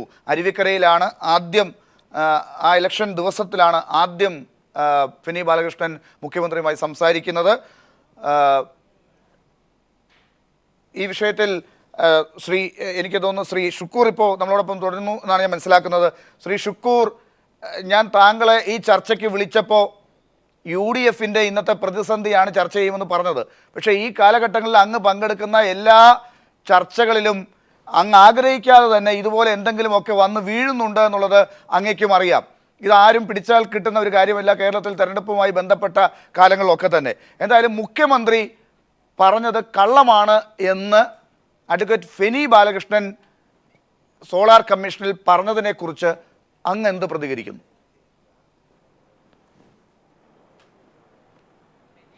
ഇല്ല, ലാല് എന്നോടൊരു വിശ്വാസവഞ്ചനയാണ് ആദ്യം കാട്ടിയത്. ലാല് UDF LDF കാര്യങ്ങൾ സംബന്ധിച്ച് തെരഞ്ഞെടുപ്പ് വാദമുഖങ്ങൾ ചർച്ച ചെയ്യുന്നതാണ് പറഞ്ഞത്. എനിക്ക് ഈ സോളാർ കേസ്, ഈ 33 കേസിൽ പ്രതിയായിരിക്കുന്ന, നാട്ടുകാരെ മുഴുവൻ വഞ്ചിച്ച, സാമ്പത്തിക കുറ്റം നടത്തിയ, ഞാൻ ബഹുമാനപ്പെട്ട ലീല മേനോനെ പോലുള്ള സാമൂഹ്യ രംഗത്തെ അല്ലെങ്കിൽ സീനിയർ ജേർണലിസ്റ്റായുള്ള വാക്കുകളൊന്നും ഞാൻ ഉദ്ധരിക്കുന്നില്ല. അത്രമാത്രം ഇന്ന് സമൂഹത്തിൽ ജനങ്ങൾ നികൃഷ്ടമായി കാണുന്ന ഒരാളുടെ പേര് വെച്ചുള്ള ചർച്ചയ്ക്ക് വരാൻ തയ്യാറല്ലായിരുന്നു. ഞാനിവിടെ ഏതായാലും എന്നോട് വിശ്വാസവഞ്ചന കാട്ടി ഞാൻ ഇറങ്ങിപ്പോകാനുള്ള ഒരു പ്രതിഷേധം രേഖപ്പെടുത്തി. ശ്രീ എ ഷുക്കൂർ, ദയവായി ഞാൻ അങ്ങയോട് ഈ ചർച്ചയിൽ പങ്കെടുക്കാനല്ല പറഞ്ഞിട്ടുള്ളത്. അങ്ങയ്ക്ക് അത് അറിയാം. ഇതിപ്പോ ഈ സമയത്ത് ഇങ്ങനെ ഒരു ന്യൂസ് ബ്രേക്ക് ചെയ്യേണ്ടി വന്നതുകൊണ്ട് അതിനെക്കുറിച്ചുള്ള അങ്ങയുടെ അഭിപ്രായം ചോദിച്ചത് മാത്രമാണ്. അതൊരു വഞ്ചനയാണ്, അതൊരു ചതിയാണ്. പിന്നെ ഞാൻ ഒന്നുകൂടെ പറയാം, ഈ ഇത്രമാത്രം ബഹുമാനപ്പെട്ട ഹൈക്കോടതി പോലും പരാമർശിച്ചത് ഈ പ്രതിയെക്കുറിച്ച് എന്ത് എന്നുള്ളത് പകൽ പോലെ വ്യക്തമായിരിക്കും. മുഖ്യമന്ത്രി സോളാർ കമ്മീഷനിൽ പറഞ്ഞ ഒരു കാര്യം തെറ്റാണ് എന്ന് തെളിവുകളുമായി പ്രേക്ഷകരെ അറിയിക്കുകയാണ്. മുഖ്യമന്ത്രി 14 മണിക്കൂർ നേരം സോളാർ കമ്മീഷനിൽ പോയി പറഞ്ഞെടുത്ത് ഫെനി ബാലകൃഷ്ണനുമായി താൻ സംസാരിച്ചിട്ടേ ഇല്ല എന്നാണ്, അദ്ദേഹത്തെ അറിയുകയേ ഇല്ല എന്നാണ് പറഞ്ഞത്. ഫെനി ബാലകൃഷ്ണൻ സോളാർ കമ്മീഷനിൽ പോയി പറഞ്ഞിരിക്കുന്നു. വക്കീൽ ചോദിച്ച ചോദ്യത്തിന് ഡിജിറ്റൽ തെളിവുകൾ നിരത്തി വക്കീൽ ചോദിച്ച ചോദ്യത്തിന് ഫെനി ഫെനി ബാലകൃഷ്ണന് ബാലകൃഷ്ണൻ സമ്മതിക്കേണ്ടി വന്നിരിക്കുന്നു ഞാൻ നിങ്ങളെ മുഖ്യമന്ത്രിയുമായി ചോദ്യത്തിലേക്ക് വരാം. 4 തവണ ഞാന് സംസാരിച്ചിട്ടുണ്ട് ഞാന് എന്ന്. ആ ചോദ്യം ഞാനല്ല, ബ്രേക്ക് എന്റെ ചെയ്യുമ്പോൾ ഈ മാന്യതയും കാര്യം ബ്രേക്ക് ചെയ്യുമ്പോൾ എന്റെ ചർച്ചയിൽ മാന്യതയും പങ്കെടുക്കുന്ന ഒരു കോൺഗ്രസ് അല്ലല്ല. നേതാവാണ് എ ഷുക്കൂർ. ഇല്ലല്ല. അങ്ങയോട് ഇല്ലല്ല. ഈ കാര്യത്തെ കുറിച്ച് ശരിയല്ല. ചോദിക്കുക അതൊന്നും മാത്രമാണ് ശരിയല്ല. ചെയ്യുന്നത്. അങ്ങക്ക് വേണമെങ്കിൽ അതൊന്നും ഉത്തരം പറയാം, ശരിയല്ല. അല്ലെങ്കിൽ ഒഴിയാം. ഞാൻ ശരിയല്ല. ഞാൻ അങ്ങയോട് ഈ കാര്യമാണ് ചർച്ച അല്ലല്ല. ചെയ്യുന്നതെന്ന് പറഞ്ഞിട്ടേ ഇല്ല. ഇല്ലല്ല, വേണമെങ്കിൽ ഉത്തരവല്ല. മുഖ്യമന്ത്രി വേണമെങ്കിൽ എന്തുകൊണ്ട് ഉത്തരവല്ല. ഇങ്ങനെ ഒരു ഉത്തരം പറഞ്ഞു എന്ന് ഞങ്ങളൊക്കെ പ്രേക്ഷകരെ അറിയിക്കാൻ സംഘടന തയ്യാറുണ്ടോ? ഞങ്ങളൊക്കെ ഇല്ലല്ല അല്ലേ, പൊതുപ്രവർത്തന രംഗത്ത് ഞങ്ങളൊന്നും ഒളിച്ചോടുന്നവരല്ല, വന്നിരുന്നിട്ട് അഭിപ്രായം പറയാതെ പോകുന്നവരല്ല. നിങ്ങൾ ഏത് ബ്രേക്കിംഗ് ന്യൂസ് കൊടുത്താലും അതിനെല്ലാം മറുപടി പറഞ്ഞിട്ടേ പോകൂ. പക്ഷേ ഒരു ചതിയും വഞ്ചനയുമാണ് എന്നോട് കാണിച്ചതെന്ന് പറയാതിരിക്കാൻ വയ്യ. മറ്റൊന്നും കൂടെ പറയുന്നു, ഇവിടെ ചർച്ച തുടങ്ങി ഫെനി ബാലകൃഷ്ണൻ്റെ എന്താ നിങ്ങൾ അതിൻ്റെ കാണിച്ചു, അദ്ദേഹത്തിൻ്റെ ശബ്ദം കാണിച്ചു, അദ്ദേഹത്തിൻ്റെ വീഡിയോ ക്ലിപ്പിങ്സ് കാണിച്ചു.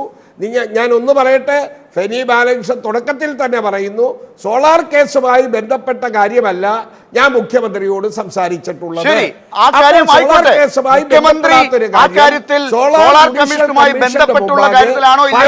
കാര്യമില്ല. സോളാർ കമ്മീഷൻ ചോദിച്ചത് ഫെനി ബാലകൃഷ്ണനെ അറിയുമോ, അദ്ദേഹവുമായി സംസാരിച്ചിട്ടുണ്ടോ? മുഖ്യമന്ത്രി പറഞ്ഞത് അറിയുകയില്ല എന്നാണ്. മുഖ്യമന്ത്രിയെയാണ് ഫെനി ബാലകൃഷ്ണൻ ഇങ്ങനെ സംസാരിച്ചതായി സോളാർ കമ്മീഷന് മുമ്പിൽ തെളിവുകൾ കണ്ടത്. കമ്മീഷന്റെ വക്കീൽ തന്നെ ഫെനി ബാലകൃഷ്ണനോട് ഈ ചോദ്യം ചോദിച്ചത് നിങ്ങൾ സംസാരിച്ചിട്ടുണ്ടോ മുഖ്യമന്ത്രിയുമായി എന്നുള്ളത്, അത് എന്ത് കാര്യത്തെ കുറിച്ചാണെന്നുള്ളതല്ല. അദ്ദേഹം ഫെനി ബാലകൃഷ്ണന് ഈ 4 തവണ സംസാരിച്ചതിനെ കുറിച്ചുള്ള രേഖകൾ കാട്ടിയപ്പോൾ അത് തുറന്നു പറയേണ്ടി വന്നു. ഈ കാര്യമാണ് ഇപ്പോൾ 7 മണിക്ക് സരിത ഒരു മാധ്യമപ്രവർത്തകരെ കണ്ട് ചില കാര്യങ്ങൾ വ്യക്തമാക്കിയിരുന്നു. മുഖ്യമന്ത്രി നുണ പറയരുത് എന്ന് വെല്ലുവിളിച്ചിരുന്നു. നുണ പരിശോധനയ്ക്ക് തയ്യാറാവണമെന്ന് സരിത പറഞ്ഞിരുന്നു. ആ കാര്യമല്ല നമ്മളിപ്പോൾ ചർച്ചയ്ക്കെടുത്തത്. സരിതയുടെ കാര്യം ഇപ്പോൾ ചർച്ചയ്ക്കെടുത്തിട്ടില്ല. പക്ഷേ മുഖ്യമന്ത്രി സോളാർ കമ്മീഷനിൽ പറഞ്ഞ കാര്യങ്ങൾ സോളാർ കമ്മീഷൻ തന്നെ ഒന്ന് ക്രോസ് ചെക്ക് ചെയ്തപ്പോൾ ഫെനി ബാലകൃഷ്ണൻ തന്നെ ഈ കാര്യങ്ങൾ സോളാർ കമ്മീഷനോട് പറഞ്ഞ കാര്യമാണ് ഇപ്പോൾ പീപ്പിൾ TV ബ്രേക്ക് ചെയ്യുന്നത്. അങ്ങയോട് ചോദിച്ചത് അങ്ങ് നേരത്തെ പറഞ്ഞതുപോലെ ശ്രീ എ ഷുക്കൂർ, പൊതുപ്രവർത്തകർ ജനങ്ങളുടെ ഇടയിൽ നിന്ന് ഒളിച്ചോടുന്ന ആളല്ല, അങ്ങനെയല്ല. ആ കാര്യത്തിൽ എന്നാണ് അറിയേണ്ടത്? ഇല്ലല്ല, ഞാനിവിടെ പറയട്ടെ, ലാൽ എന്ത് വേണമെങ്കിലും അങ്ങനെ ആയിക്കോ. ലാല് ഇത് കേൾക്കുന്ന ആളുകൾക്കറിയാം. പിന്നെ പീപ്പിൾസ് TVക്കും LDFനും ഇപ്പോൾ സരിതയല്ലാതെ തെരഞ്ഞെടുപ്പിന് മുന്നോട്ട് പോകാൻ കഴിയാത്ത സാഹചര്യമാണ്. സരിതയുടെ അത് മാത്രമേ ഉള്ളൂ നിങ്ങളുടെ കോൺഗ്രസ് പാർട്ടിയെയും മുഖ്യമന്ത്രിയെയും ന്യായീകരിക്കാൻ വേണ്ടി ഈ കാര്യങ്ങൾ പറയുന്നതിനെ ഞാൻ എതിർക്കുന്നില്ല. പക്ഷെ പീപ്പിൾ TV സരിത പറഞ്ഞത് എന്ത് കാര്യമാണ് അങ്ങയോട് ചോദിച്ചത്? മുഖ്യമന്ത്രി പറഞ്ഞ ഫെനി ബാലകൃഷ്ണൻ എന്ന് പറയുന്ന അഡ്വക്കേറ്റ് പറഞ്ഞ ഒരു കാര്യം അങ്ങയുടെ മുമ്പിൽ ഇട്ടു. അത് മുഖ്യമന്ത്രി, സംസ്ഥാനത്തിൻ്റെ മുഖ്യമന്ത്രി ഒരു കമ്മീഷനിൽ പറഞ്ഞ കാര്യത്തിനോട് വിരുദ്ധമായിട്ടുള്ള കാര്യമാണ്, അതുമായി യോജിക്കാത്ത കാര്യമാണ്. എന്തുകൊണ്ട് എന്ന് ജനങ്ങളോട് പറയേണ്ട ഒരു ഉത്തരവാദിത്വം കോൺഗ്രസ് പാർട്ടിക്കുണ്ട്, മുഖ്യമന്ത്രിക്കുണ്ട്. അത് അങ്ങേപ്പോലെ ഒരു പൊതുപ്രവർത്തകൻ അംഗീകരിക്കുന്നതല്ലേ? അതിന് പീപ്പിൾ TV എന്ന് കുറ്റപ്പെടുത്തുന്നു. അതിൽ തന്നെ ഉത്തരവുണ്ട്. ഫെനി ബാലകൃഷ്ണൻ വീഡിയോ ക്ലിപ്പിംഗ്സ് കാണിച്ചതിൽ തന്നെ ഫെനി ബാലകൃഷ്ണന്റെ ഉത്തരവുണ്ട്. ഇത് സോളാർ കേസുമായി ബന്ധപ്പെട്ട കാര്യമല്ല മുഖ്യമന്ത്രിയുമായി സംസാരിച്ചിട്ടുള്ളത്. അദ്ദേഹം ഒരു അഭിഭാഷകനാണ്. അഭിഭാഷകൻ എന്ന നിലയിൽ സംസാരിച്ചത് എന്ത് എന്നുള്ളത് അദ്ദേഹം പറയട്ടെ.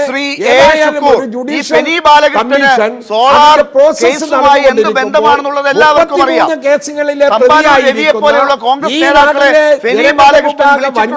എത്ര തവണയാണെന്നുള്ളതിന്റെ മറ്റു രേഖകളുണ്ട്.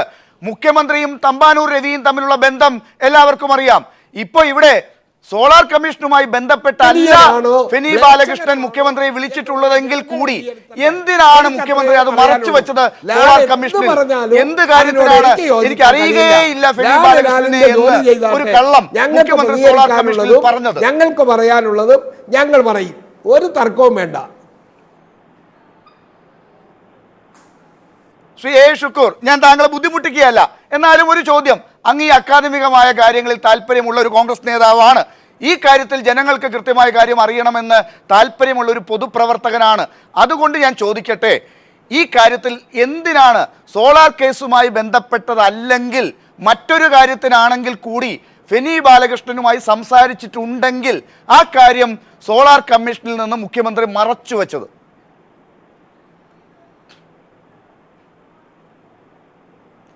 അത് നിങ്ങൾ ജുഡീഷ്യൽ കമ്മീഷന്റെ മുമ്പാകെയുള്ള ചോദ്യത്തിൽ ഒരു പൊതുപ്രവർത്തകനും ഉത്തരവാദിത്തപ്പെട്ട ഭരണ രംഗത്തെ അധികായകനുമായ കേരളത്തിന്റെ മുഖ്യമന്ത്രിയോട് നിങ്ങളുടെ അഭിഭാഷകൻ ചോദിച്ചാൽ മതി.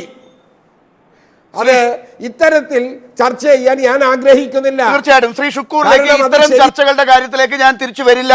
പക്ഷെ മറ്റുള്ള ചില കാര്യങ്ങൾ അങ്ങയോട് ഞാൻ പറഞ്ഞ രീതിയിൽ ചോദിക്കാനുമുണ്ട്. അങ്ങ് ദയവായി തുടരണം. ഞാൻ ഈ കാര്യത്തിൽ അങ്ങേ ബുദ്ധിമുട്ടിക്കുന്നില്ല. കഴിയുന്നിടത്തോളം അങ്ങ് ദയവായി തുടരുക. Shri B Rajendran, advocate B Rajendran, lawyers യൂണിയന്റെ സെക്രട്ടറിയാണ് നമ്മളോടൊപ്പം ചേരുന്നത്.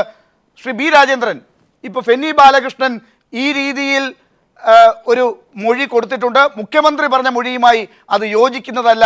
താങ്കൾ എന്താണ് പ്രതികരിക്കുന്നത്?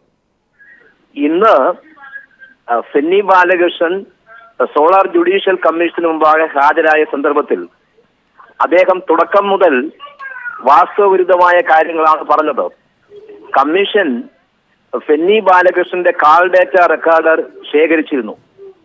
ആ കാൾ ഡേറ്റ റെക്കോർഡിൽ നിന്നും ബെന്നി ബെഹനാനുമായി 32 തവണ സംസാരിച്ചതും തമ്പാനൂർ രവിയുമായി 52 തവണ സംസാരിച്ചതും കമ്മീഷൻ അങ്ങോട്ട് ചോദിച്ച് വ്യക്തമാക്കുകയായിരുന്നു. തിരിച്ച് 9447033333 എന്ന മുഖ്യമന്ത്രിയുടെ നമ്പറിലേക്ക് 4 തവണ വിളിച്ചതിന്റെ കാൽ രേഖയാണ് കമ്മീഷൻ അങ്ങോട്ട് കാണിച്ചപ്പോഴാണ് ഫെന്നി ബാലകൃഷ്ണന് അത് സമ്മതിക്കേണ്ടി വന്നത്. ഇവിടെയാണ് കൃത്യമായി സോളാർ ജുഡീഷ്യൽ കമ്മീഷനിൽ 142 പേജുള്ള മുഖ്യമന്ത്രിയുടെ മൊഴിയിലെ അവസാനത്തെ 2 പേജിലാണ് ഈ വിവാദപരമായ ചോദ്യം വരുന്നത്. ആ ചോദ്യം ചോദിച്ചത് സോളാർ ജുഡീഷ്യൽ കമ്മീഷന്റെ അഡ്വക്കേറ്റായ സി ഹരികുമാറാണ്. വളരെ കൃത്യമായിട്ടാണ് ചോദിച്ചത്, സരിതയുടെ അഭിഭാഷകൻ ഫെന്നി ബാലകൃഷ്ണൻ താങ്കളെ വിളിച്ചിട്ടുണ്ടോ? കൃത്യമായി പറഞ്ഞത്, ഇദ്ദേഹത്തെ കുറിച്ച് എനിക്ക് അറിയുകയില്ല, കണ്ടിട്ടില്ല, ചെയ്യാൻ എന്നെ ഫോണിൽ വിളിച്ചിട്ടില്ല. അതിനുശേഷം കമ്മീഷൻ തന്നെ ചോദിച്ചപ്പോൾ ഈ ബെന്നി ബെഹനാനുമായി ഓൾ ഇന്ത്യ ലോയേഴ്സ് യൂണിയന്റെ അഭിഭാഷകൻ തന്നെ ചോദിച്ചു. ബെന്നി ബെഹനാനുമായി അതോടൊപ്പം തമ്പാനൂർ രവിയുമായും മുഖ്യമന്ത്രിയുമായും സരിതയും കൂടെ അറിഞ്ഞുകൊണ്ടാണ് വിളിച്ചത് എന്നും പറഞ്ഞിട്ടുണ്ട്. വളരെ കൃത്യമായിട്ട് പറഞ്ഞിട്ടുണ്ട്. മാത്രവുമല്ല, ഇന്ന് കമ്മീഷൻ മുമ്പാകെ സർക്കാർ അഭിഭാഷകർ കഴിഞ്ഞ ദിവസം പുറത്തു വന്ന സരിതയുടെ കത്തിന്റെ ഉള്ളടക്കത്തെ കുറിച്ച് ചോദിക്കാൻ ശ്രമിച്ചു. അപ്പോൾ കമ്മീഷൻ വളരെ കൃത്യമായി പറഞ്ഞു, ഫെന്നി ബാലകൃഷ്ണന്റെ കൈവശമുള്ള കത്ത് ഹാജരാക്കട്ടെ. ശരിയായ കത്ത് ഫെന്നി ബാലകൃഷ്ണന്റെ കയ്യിലുണ്ടല്ലോ, അത് അദ്ദേഹം ഹാജരാക്കുമ്പോൾ അതിന്റെ ഉള്ളടക്കം ചോദിക്കാമെന്ന് പറഞ്ഞു. കമ്മീഷൻ മുമ്പാകെ ഈ കത്തിനെ സംബന്ധിച്ച് ഒരു വാചകം പോലും പരാമർശിക്കാൻ കമ്മീഷൻ ഫെന്നി ബാലകൃഷ്ണൻ അനുവദിച്ചില്ല. കാരണം അദ്ദേഹം കളവ് പറയുകയാണെന്ന് കൃത്യമായി ബോധ്യപ്പെട്ടു. അഡ്വക്കേറ്റ് രാജേന്ദ്രൻ, ഈ ഘട്ടത്തിൽ ഒരു സംശയം ചോദിക്കുന്നത്, ഈ ഫെന്നി ബാലകൃഷ്ണൻ 4 തവണ മുഖ്യമന്ത്രിയെ വിളിച്ചു എന്നാണല്ലോ ഈ സോളാർ കമ്മീഷന് തന്നെ തെളിവുകളായിട്ടുള്ളതും ആ ചോദ്യം വന്നതും. അത് എന്ത് തെളിവുകളാണ് സോളാർ കമ്മീഷന്റെ കയ്യിലുള്ളത്? അത് കൃത്യമായി അത്തരം ഒരു നിഗമനത്തിലേക്ക് കമ്മീഷൻ എങ്ങനെയാണ് എത്തുന്നത്? കമ്മീഷൻ വളരെ കൃത്യമായി ഫെന്നി ബാലകൃഷ്ണന്റെയും സരിതയുടെയും കാൾ ഡേറ്റ റെക്കോർഡ് കളക്ട് ചെയ്തിട്ടുണ്ട്. ഇവരീ പറയുന്ന പോലെ കുഴപ്പക്കാരിയാണ്, തട്ടിപ്പുകാരിയാണെങ്കിൽ ജയിലിൽ നിന്ന് പുറത്തു വന്നതിന് ശേഷം ഇവരെന്തിനു വിളിക്കുന്നു? തമ്പാനൂർ രവി 51 തവണ എന്തിനു വിളിക്കുന്നു? മുഖ്യമന്ത്രി 4 തവണ എന്തിനു വിളിക്കുന്നു? സരിതയുടെ വക്കീലാണെന്നറിയാമല്ലോ ഫെന്നി ബാലകൃഷ്ണൻ. തീർച്ചയായും അരുവിക്കര തെരഞ്ഞെടുപ്പിനെ കുറിച്ച് പറയുകയാണെങ്കിൽ അത് കൃത്യമായി തെരഞ്ഞെടുപ്പിന്റെ അട്ടിമറിയെ കുറിച്ചാണെങ്കിൽ ഫെന്നി ബാലകൃഷ്ണൻ അദ്ദേഹത്തിന് അറിയാമായിരുന്നു. അതിനുശേഷമാണ് അദ്ദേഹം കമ്മീഷൻ മുമ്പാകെ മൊഴി കൊടുത്തത്. അതായത് അഡ്വക്കേറ്റ് രാജേന്ദ്രൻ, ഫെനി ബാലകൃഷ്ണന്റെ ടെലിഫോൺ രേഖകൾ കമ്മീഷന്റെ കയ്യിലുണ്ട്. അതിൽ മുഖ്യമന്ത്രിയെ വിളിച്ചതിന്റെ നമ്പർ ഉണ്ട്. മുഖ്യമന്ത്രിയെ വിളിക്കാനായിട്ട് അതിനകത്ത് ഇപ്പോ ഉള്ള പുതിയ മൊബൈൽ നമ്പർ ആണോ അതിനകത്തുള്ളത്? അതെ, 9447033333. അതെ. ഒന്നുകൂടി ആ നമ്പർ പറയൂ. 9447 പറഞ്ഞോളൂ. 33333. യെസ്, അതായത് മുഖ്യമന്ത്രിയെ നേരിട്ട് വിളിക്കേണ്ട നമ്പർ ഇതാണ് മുഖ്യമന്ത്രിയുടെ ഔദ്യോഗിക നമ്പർ. ഈ നമ്പറിലാണ് ഫെനി ബാലകൃഷ്ണൻ വിളിച്ചിട്ടുള്ളത്. അതിന്റെ ഡിജിറ്റൽ രേഖകളാണ് കമ്മീഷന്റെ കയ്യിലുള്ളത്. അത് കൃത്യമായി കമ്മീഷൻ മനസ്സിലായി. ആ ചോദ്യങ്ങളാണ് വന്നത്. Call data record. അതിൽ ഒരു കാള് 1.25 മിനിറ്റ് ഉണ്ട്, അടുത്ത കാള് 60 സെക്കൻഡ് ഉണ്ട്, അതോടൊപ്പം തന്നെ 35 സെക്കൻഡ് ഉണ്ട്. അത്രയും നീണ്ടതാണ്. ഞാൻ ഒന്ന് ശ്രീ ഷുക്കൂറിലേക്ക് വാക്ക് തെറ്റിച്ചു പോവുകയാണ്. ശ്രീ ഷുക്കൂർ, ഈ കാര്യത്തിലുള്ള ഒരു ചോദ്യം അങ്ങയോട് ഞാൻ ചോദിക്കുന്നത്, ഈ കാര്യത്തിൽ അവസാനത്തേതാണ്, ഞാൻ വാക്ക് തരുന്നു. ഇങ്ങനെ ഒരു ഔദ്യോഗിക നമ്പറിലേക്ക് ഒരു കോൾ പോയിട്ടുണ്ടെങ്കിൽ അതിന് മുഖ്യമന്ത്രി മറുപടി പറയേണ്ടതാണോ?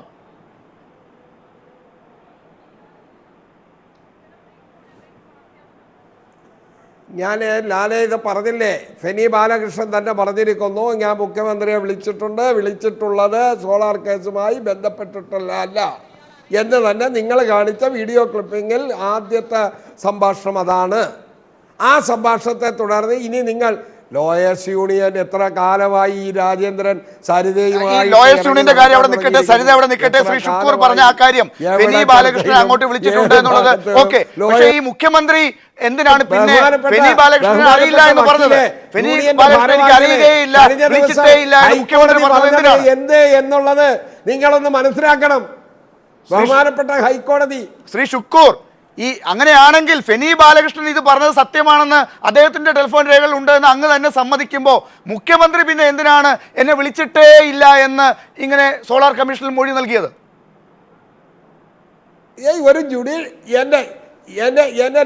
ഒരു ജുഡീഷ്യൽ പ്രോസസ്, കമ്മീഷന്റെ പ്രോസസ്സ് നടക്കുകയല്ലേ. അവസാനിച്ച് കെട്ടും പൂട്ടി വെച്ചൊന്നും പോയിട്ടില്ലല്ലോ. ഷുക്കൂർ, ഇങ്ങനെ ഒരു കമ്മീഷന്റെ പ്രോസസ് നടക്കുമ്പോൾ കിട്ടുന്ന രേഖകളാണ് മാധ്യമങ്ങൾ ഇടയ്ക്കിടയ്ക്ക് പുറത്തുവിടുക. അതിന്റെ ആധികാരികത പീപ്പിൾ ഇവിടെ ഏറ്റെടുക്കുന്നുമുണ്ട്. അത്തരത്തിലുള്ള രേഖയിൽ നിന്ന് പശ്ചാത്തലത്തിൽ എന്റെ ലാലെ പറയാൻ അവസരം തരണം. വെറുതെ വേണ്ടാത്ത വർത്താനം പറഞ്ഞുകൊണ്ട് പോവുകയല്ല. ഞാൻ അങ്ങേക്ക് പറയാനുള്ള അവസരം തന്നിരിക്കുന്നു ശ്രീ ഷുക്കൂർ. കമ്മീഷന്റെ രേഖകളാണ് അങ്ങയുടെ മുമ്പിലുള്ളത്. അല്ലല്ല, നിങ്ങൾ ചോദിച്ച ചോദ്യത്തിന് മറുപടി പറയാൻ അവസരം തരണം. എന്തുവാ ഇത്? ഇതൊരു ചർച്ചയാണോ? പറഞ്ഞോളൂ. ഇതൊരു ചർച്ചയാണോ? ഇത് ഏകപക്ഷീയമായിട്ട് ഇങ്ങനെ അല്ല. ഒന്ന് പറയുന്ന കേക്ക്. നിങ്ങൾ ഒരു തെരഞ്ഞെടുപ്പിന്റെ പശ്ചാത്തലത്തിൽ നിങ്ങൾക്ക് ജുഡീഷ്യൽ കമ്മീഷന്റെ പ്രോസസ്സ് നടന്നുകൊണ്ടിരിക്കുമ്പോൾ ഇത്തരത്തിൽ ബ്രേക്കിംഗ് ന്യൂസ് വരുത്തണം എന്നുള്ളത് നിങ്ങളുടെ താല്പര്യമാണ്. അങ്ങനെ ബ്രേക്കിംഗ് ന്യൂസ് വന്നിട്ടുണ്ടെങ്കിൽ അത് തെറ്റാണെങ്കിൽ അതിനെതിരെ നടപടിയെടുക്കാൻ അങ്ങേക്ക് സാധിക്കും, അങ്ങയുടെ പാർട്ടിക്ക് സാധിക്കും, തെറ്റാണെന്ന് തെളിയിക്കാൻ പറ്റും. പക്ഷേ ഒരു തെരഞ്ഞെടുപ്പിന്റെ പശ്ചാത്തലത്തിലാണെങ്കിൽ കൂടി ഇങ്ങനെയുള്ള കാര്യങ്ങൾ വരുമ്പോൾ കൂടുതൽ വ്യക്തമായി ജനങ്ങളുടെ മുമ്പാകെ ഒരു കൃത്യത വരുത്തുന്ന ഉത്തരമല്ലേ നൽകേണ്ടത്? അതെന്തുകൊണ്ടാണ് സാധിക്കാതെ പോകുന്നത്? പറയാനുള്ളതും ഞങ്ങൾക്ക് CPM-ന്റെ നേതാക്കന്മാർ ആഗ്രഹിക്കുന്ന തരത്തിലെ ഉത്തരം ഞങ്ങളിൽ നിന്ന് പ്രതീക്ഷിക്കണ്ട. ഇവിടെ CPM-ന്റെ നേതാക്കളില്ല, ഇവിടെ ഉള്ളത് സോളാർ കമ്മീഷൻ. ആ സോളാർ കമ്മീഷന്റെ മുമ്പിലുള്ള രേഖകൾ, ആ കമ്മീഷൻ മുഖ്യമന്ത്രിയോട് ചോദിച്ച ചോദ്യം, ആ കമ്മീഷൻ ഫെനി ബാലകൃഷ്ണനോട് ചോദിച്ച ചോദ്യം, ഈ ഡിജിറ്റൽ രേഖകൾ, അതിൽ മുഖ്യമന്ത്രി വിളിച്ചിട്ടുണ്ട് എന്ന തെളിവുകൾ കമ്മീഷൻ തന്നെ കണ്ടെത്തുന്നു. മുഖ്യമന്ത്രി പറയുന്നു അങ്ങനെ സംഭവിച്ചിട്ടില്ല എന്ന്. എന്തുകൊണ്ട് ഈ വൈരുദ്ധ്യം? മുഖ്യമന്ത്രി എന്തിന് അങ്ങനെ പറഞ്ഞു ഈ ഡിജിറ്റൽ തെളിവുകൾ ഉള്ളപ്പോൾ എന്നതാണ് ചോദ്യം. ഇത് CPM നേതാവുമായിട്ട് യാതൊരു ബന്ധവുമില്ല. ഇത് ഏതെങ്കിലും തരത്തിലുള്ള ചാനൽ മാനേജ്മെന്റുമായിട്ട് യാതൊരു ബന്ധവുമില്ല. തെരഞ്ഞെടുപ്പിന്റെ മുമ്പിലാണ് എന്നുള്ളത് പ്രസക്തമല്ല, ജനങ്ങൾക്ക് അറിയേണ്ട കാര്യമാണ്. ഔദ്യോഗികമായ ഫോണിൽ നിന്ന് ഇങ്ങനെ വിളിച്ചിട്ട് മുഖ്യമന്ത്രി എന്തിന് അങ്ങനെ ഇല്ല എന്ന് പറഞ്ഞു? മുഖ്യമന്ത്രിയെ വിളിച്ചത് അത് കൈരളി ചാനലിന്റെ താല്പര്യം. അത് കൈരളി താല്പര്യം കൊണ്ടാണോ ഫെനി ബാലകൃഷ്ണൻ മുഖ്യമന്ത്രിയെ വിളിച്ചില്ല എന്ന് മുഖ്യമന്ത്രി പറഞ്ഞത്? താല്പര്യം ഇല്ല. ഇതാ കുഴപ്പം. ഇതിൽ എന്താണ് കുഴപ്പം? ഉത്തരം ജനങ്ങൾ കേൾക്കാതിരിപ്പിക്കുക, ഇത് നിങ്ങളുടെ സ്ഥിരം പണി. മേലാൽ കൈരളി ചാനലിന്റെ ചർച്ചയ്ക്ക് ഞങ്ങളെ ക്ഷണിക്കണ്ട. ശ്രീ ഷുക്കൂർ, അങ്ങനെ പറയരുത്. ശ്രീ ശുക്കൂർ അങ്ങനെ പറയരുത്. അങ്ങ് നേരത്തെ പറഞ്ഞതുപോലെ പ്രവർത്തകരായ അങ്ങ് ഒരിക്കലും അങ്ങയെ ബുദ്ധിമുട്ടിക്കാൻ ഞാൻ ഇങ്ങനെ ഒരു ചർച്ച ഉദ്ദേശിക്കുന്നതായില്ല. പക്ഷെ അങ്ങ് ഇതിന്റെ ഒരു നല്ല സ്പിരിറ്റിൽ എടുക്കണം. ഇത്തരത്തിൽ രണ്ട് തെളിവുകൾ വരുമ്പോ അതിനെക്കുറിച്ചുള്ള ചോദ്യങ്ങൾ ചോദിക്കുമ്പോൾ ജനങ്ങൾക്ക് മനസ്സിലാകുന്ന ഭാഷയിൽ പറയാൻ നോക്കണം. അത് ഒരിക്കലും അതിനെ ഒരു തെറ്റായ അർത്ഥത്തിൽ എടുക്കരുത്. അങ്ങ് അത് ഉത്തരം പറയാൻ ഉദ്ദേശിക്കുന്നില്ലെങ്കിൽ ഞാനത് മനസ്സിലാക്കാം. അതൊന്നും കഴിയില്ല. നിങ്ങൾ ഇവിടെ രാഷ്ട്രീയ ശ്രീ ശുക്കൂർ, അങ്ങയെ ഞാൻ ബുദ്ധിമുട്ടിക്കുന്നില്ല. അങ്ങ് മനസ്സിലാക്കുക, അങ്ങയോട് ഞാൻ പറഞ്ഞ വാക്ക് ഞാൻ പാലിക്കാൻ തന്നെയാണ് തീരുമാനം. അതിനിടയ്ക്ക് വന്ന ബ്രേക്കിംഗ് ഞാൻ അങ്ങയോടൊന്ന് ചോദിച്ചു എന്ന് മാത്രം. അങ്ങയെ ബുദ്ധിമുട്ടിക്കുന്നില്ല. ആ ചർച്ചയിലേക്ക് ഞാൻ അങ്ങയിലേക്ക് പോകുന്നില്ല.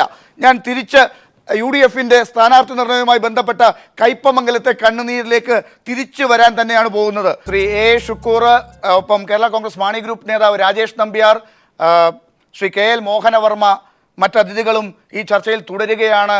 കയ്പമംഗലത്തെ കണ്ണുനീര് ഒറ്റപ്പെട്ടതാണോ എന്ന അന്വേഷണത്തിലേക്കാണ് നമുക്ക് പോകേണ്ടത്.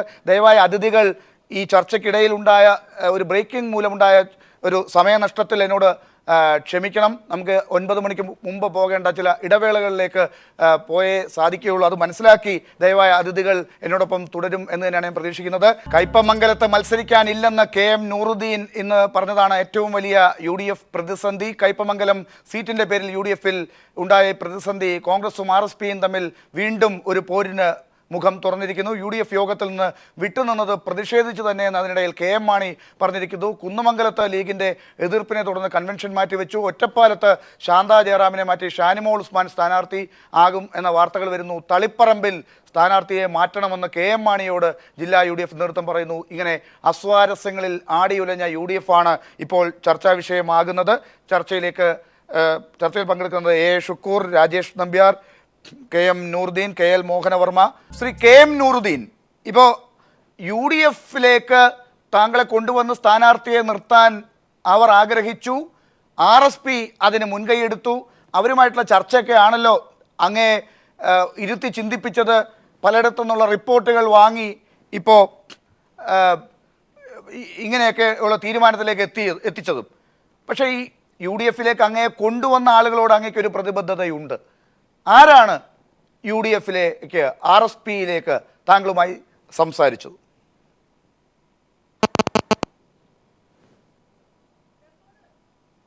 ശ്രീ നൂറുദ്ദീൻ അല്ല, പക്ഷെ അദ്ദേഹം ഫോണിൽ സംസാരിച്ചു, നേരിട്ട് കണ്ട് സംസാരിച്ചു, കാര്യങ്ങളെല്ലാം പറഞ്ഞു. അങ്ങനെയാണ്, അല്ലാതെ രാഷ്ട്രീയ നേതാക്കൾ ആരും ആയിരുന്നില്ല. തിരിച്ചു വരാം. നൂറുദ്ദീനുമായിട്ടുള്ള ടെലിഫോൺ ലൈനിലും ഒരു ചെറിയ പ്രശ്നമുണ്ട്. ശ്രീ A. ശുക്കൂർ, കയ്പമംഗലത്തേത് ഒറ്റപ്പെട്ട സംഭവമാണോ എന്നതാണ് നമ്മൾ ഇന്ന് അന്വേഷിക്കുന്നത്. പക്ഷേ കയ്പമംഗലത്ത് മാത്രം ഒതുങ്ങുന്നില്ല ഈ പ്രശ്നം. കയ്പമംഗലത്ത് നമ്മൾ നേരത്തെ ചർച്ച ചെയ്തതുപോലെയുള്ള പ്രശ്നങ്ങളുണ്ട്. നൂറുദ്ദീനെ പോലെ ഒരു താല്പര്യമില്ലാത്തവരെ കണ്ടെത്തി കൊണ്ടുവന്ന് അകപ്പെട്ടു പോയൊരു പ്രതിസന്ധിയുണ്ട്. പക്ഷേ നിങ്ങൾ സ്ഥാനാർത്ഥികളെ കണ്ടെത്തി കൊടുത്തപ്പോൾ ഘടകകക്ഷികൾ അവരുടെ സ്ഥാനാർത്ഥികളെ തിരഞ്ഞെടുക്കട്ടെ എന്നൊരു സ്വാതന്ത്ര്യം, ഒരു മുന്നണി മര്യാദ നിങ്ങൾ കാണിക്കുന്നുണ്ടോ? എന്താണ് തളിപ്പറമ്പിൽ സംഭവിക്കുന്നത്? തളിപ്പറമ്പിലെ ജില്ലാ UDF നേതൃത്വം KM മാണിയോട് ആവശ്യപ്പെടുകയാണ് ആ സ്ഥാനാർത്ഥിയെ മാറ്റണം, അത് പേയ്മെന്റ് സീറ്റാണ് എന്ന്. അതുപോലെ ഇന്ന് PJ കുര്യൻ ജോസഫ് M പുതുശ്ശേരിയെക്കുറിച്ച് പറഞ്ഞത് എന്താണ്? അദ്ദേഹവും സ്ഥാനാർത്ഥിയാകുന്നത് ആലോചിക്കണം എന്നാണ്. ഇത് ഏത് ഫോർമുലയുടെ, ഏത് നിയമത്തിൻ്റെ, മുന്നണി മര്യാദയുടെ ഭാഗമായുള്ള കോൺഗ്രസ് ഇടപെടലുകളാണ്?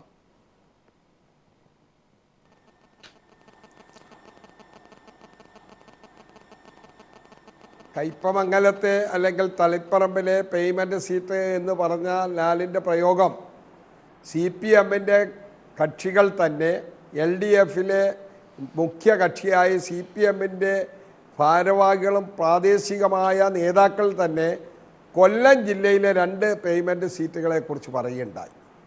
അത് ഏതൊക്കെ എന്നുള്ളത് നിങ്ങൾക്കെല്ലാം വ്യക്തമാണ്.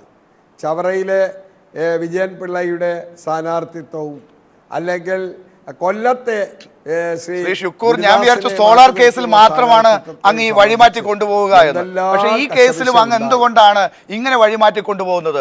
ഈ CPMന്റെ കാര്യം അവിടെ നിൽക്കട്ടെ, അത് വരുന്ന ദിവസം നമുക്ക് ചർച്ച ചെയ്യാം. പക്ഷേ ഇതിപ്പോ തളിപ്പറമ്പിലെ പേയ്മെന്റ് സീറ്റ് എന്ന് പറഞ്ഞത് അവിടുത്തെ ജില്ലാ UDF നേതൃത്വമാണ്. അവിടെ റിജിൽ മാക്കുറ്റിയെ പോലെയുള്ള കോൺഗ്രസ് നേതാക്കളാണ്. ഒരു സ്ഥിതി. അപ്പോൾ ഞങ്ങൾ എന്താണ് കയ്പമംഗലത്ത് ചെയ്തത്? RSPക്ക് ആ സീറ്റ് വിട്ടുകൊടുക്കുന്നു. RSP തീരുമാനിക്കും അവിടുത്തെ സ്ഥാനാർത്ഥിയെ. RSPക്ക് ആ സ്ഥാനാർത്ഥിത്വം സംബന്ധിച്ച് എന്തെങ്കിലും വിട്ടുവീഴ്ച ചെയ്യണം എന്ന് ഞങ്ങളോട് ആവശ്യപ്പെട്ടാൽ UDF ആലോചിക്കും. പിന്നെ ഞങ്ങളുടെ പാർട്ടി, ഞങ്ങളുടെ UDF എല്ലാ കാലത്തും ഇത്തരം പ്രശ്നങ്ങൾ UDFൽ തുടക്കത്തിലുണ്ടാകും. തെരഞ്ഞെടുപ്പിൽ ഞങ്ങൾ ഒറ്റക്കെട്ടാകും. തെരഞ്ഞെടുപ്പ് ചിത്രം പുറത്തു വരുമ്പോൾ അവിടെ വിജയിക്കുകയും ചെയ്തിട്ടുണ്ട്. ഒരുപാട് അനുഭവങ്ങളുണ്ട്. എത്രയോ സ്ഥാനാർത്ഥികൾക്കെതിരായി, എത്രയോ നിങ്ങളുടെ സ്ഥാനാർത്ഥികൾക്കെതിരായി LDFൽ ശ്രീ എ ഷുക്കൂർ, ഈ നിങ്ങളുടെ എന്ന് പറയാൻ ഇവിടെ LDF പ്രതിനിധികൾ ആരുമില്ല. അങ്ങ് ഈ ചർച്ചയെ തെറ്റിദ്ധരിപ്പിച്ച് മുന്നോട്ട് കൊണ്ടുപോകരുത്. ഒരു ചാനലിന്റെ പ്രൈം ടൈം ന്യൂസ് ഡിസ്കഷൻ മാത്രമാണിത്. ഇവിടെ LDF നടത്തുന്ന ചർച്ചയല്ല. അതുകൊണ്ട് അങ്ങ് ആ രീതിയിൽ ചർച്ചയെ സമീപിക്കരുത് എന്ന് ഞാനൊന്ന് അങ്ങയോട് അപേക്ഷിക്കുകയാണ്. അങ്ങയിലേക്ക് ഞാൻ തിരിച്ചു വരാം. ശ്രീ KL മോഹനവർമ്മ പറയട്ടെ അതിനെക്കുറിച്ച്. ഈ തെരഞ്ഞെടുപ്പ് കാലമാകുമ്പോൾ ഇങ്ങനെയൊക്കെ കോൺഗ്രസിൽ പതിവാണ് എന്നത് എങ്ങനെയാണ് എടുക്കേണ്ടതെന്ന് ഞാൻ അദ്ദേഹത്തിലേക്ക് വരാം. അതിനു മുമ്പ് ശ്രീ രാജേഷ് നമ്പ്യാർ, താങ്കൾ ഇപ്പോൾ തളിപ്പറമ്പിലേക്ക് എത്തിയിട്ട് പോലുമില്ല. കിട്ടുന്ന വരവേൽപ്പ് ഇങ്ങനെയാണെങ്കിൽ എങ്ങനെ അവിടെ താങ്കൾ UDF സ്ഥാനാർത്ഥിയായി തുടരും?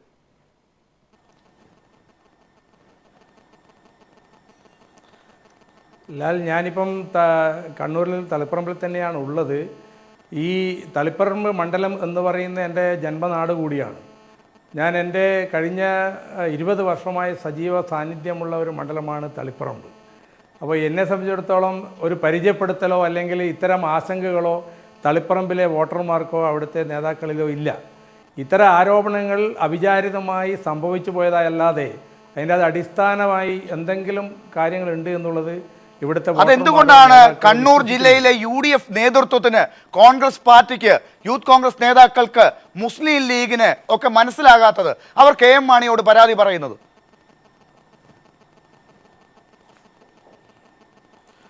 അല്ല, അത് ഇപ്പം ഈ കഴിഞ്ഞ ദിവസങ്ങളിൽ ഇന്നും ഇന്നലെയൊക്കെയായി ഞാൻ ഇവരൊക്കെയായി ബന്ധപ്പെടുന്ന സമയത്ത് അത്ര ആഴത്തിലുള്ള ഒരു പ്രതിഷേധം എവിടെയും എനിക്ക് മനസ്സിലാക്കാൻ കഴിഞ്ഞില്ല. വളരെ പെട്ടെന്ന് ഒരു UDFൻ്റെ ഒരു അസ്വസ്ഥത എവിടെ നിന്നോ പൊങ്ങി വന്നു എന്നല്ലാതെ അത്ര ഒരു ആഴത്തിലുള്ള ഒരു എതിർപ്പ് ഈ വിഷയത്തിൽ ഇവിടെ നിലനിൽക്കുന്നില്ല. പിന്നെ ഈ നേരത്തെ പറഞ്ഞതുപോലെ രാഷ്ട്രീയ പാർട്ടികളിൽ പെടാത്ത, വേദിയിലിരിക്കാത്ത, നിരന്തരം പോസ്റ്റ് ഒട്ടിക്കാത്തവർ തന്നെ അങ്ങനെയുള്ളവരൊന്നും ഇത്തരം സ്ഥാനാർത്ഥികളിലേക്ക് കടന്നു വരാൻ പാടില്ല. അങ്ങനെ ഒരു കീഴ്വഴക്കം ജനാധിപത്യ മര്യാദയിലേ ഇല്ല. ജനാധിപത്യത്തിൻ്റെ സൗന്ദര്യം എന്ന് പറയുന്നത് തന്നെ ഈ മുഴുവൻ പ്രവർത്തന മണ്ഡലങ്ങളുള്ളവരെ ഉൾപ്പെടുത്തിക്കൊണ്ടുള്ള ഇത്തരം പ്രക്രിയകളിൽ അവരെയും കൂടെ പങ്കാളികളാക്കുന്നത് തന്നെയാണ്. അതുകൊണ്ട് സ്വാഭാവികമായും ഇത്തരം വിഷയങ്ങൾ ഒരുപാട് നാൾ നിലനിൽക്കില്ല. അത്തരം വിഷയങ്ങൾ ശ്രീ രാജേഷ് നമ്പ്യാർ, ഇത് KM മാണി നിശ്ചയിച്ച സ്ഥാനാർത്ഥികളിൽ അങ്ങേക്ക് മാത്രം ഉണ്ടായിരിക്കുന്ന ഒരു പ്രശ്നമല്ല. ഇത് എതിർ സ്ഥാനാർത്ഥികളോ എതിർ പാർട്ടികളോ പറയുന്ന കാര്യമല്ല. കണ്ണൂർ ജില്ലയിൽ അങ്ങ് ഈ പറഞ്ഞ പ്രശ്നം, തിരുവല്ലയിൽ ജോസഫ് M പുതുശ്ശേരിക്കെതിരെ കത്തെഴുതിയത് PJ കുര്യനാണ്. ചങ്ങനാശ്ശേരിയിൽ എന്താണ് സംഭവിക്കുന്നത് എന്നുള്ളത് നമുക്കറിയാം. അവിടുത്തെ പരാതി നമുക്കറിയാം. പൂഞ്ഞാറിൽ എന്താണ് സംഭവിച്ചത് എന്ന് നമുക്കറിയാം. എന്തുകൊണ്ടാണ് KM മാണിയുടെ പാർട്ടിക്കെതിരെ, സ്ഥാനാർത്ഥികൾക്കെതിരെ UDFൽ തന്നെ ഇത്തരം കാര്യങ്ങൾ ഉണ്ടാകുന്നത്? UDFൽ തന്നെ വിശ്വാസമില്ല എന്ന രീതിയിൽ KM മാണി ഇന്ന് മാധ്യമപ്രവർത്തകരോട് പറഞ്ഞത്. UDF യോഗത്തിന് തന്നെ ഞാൻ പോകാത്തത് പ്രതിഷേധിച്ചാണ്, അവിടെ പോയിട്ട് കാര്യമില്ല എന്ന് അദ്ദേഹം പറയുന്നത്. ഇത്തവണത്തെ തെരഞ്ഞെടുപ്പിൽ KM മാണിയുടെ പാർട്ടിയുടെ സ്ഥാനാർത്ഥികളും UDFും രണ്ട് തട്ടിൽ തന്നെയാണോ?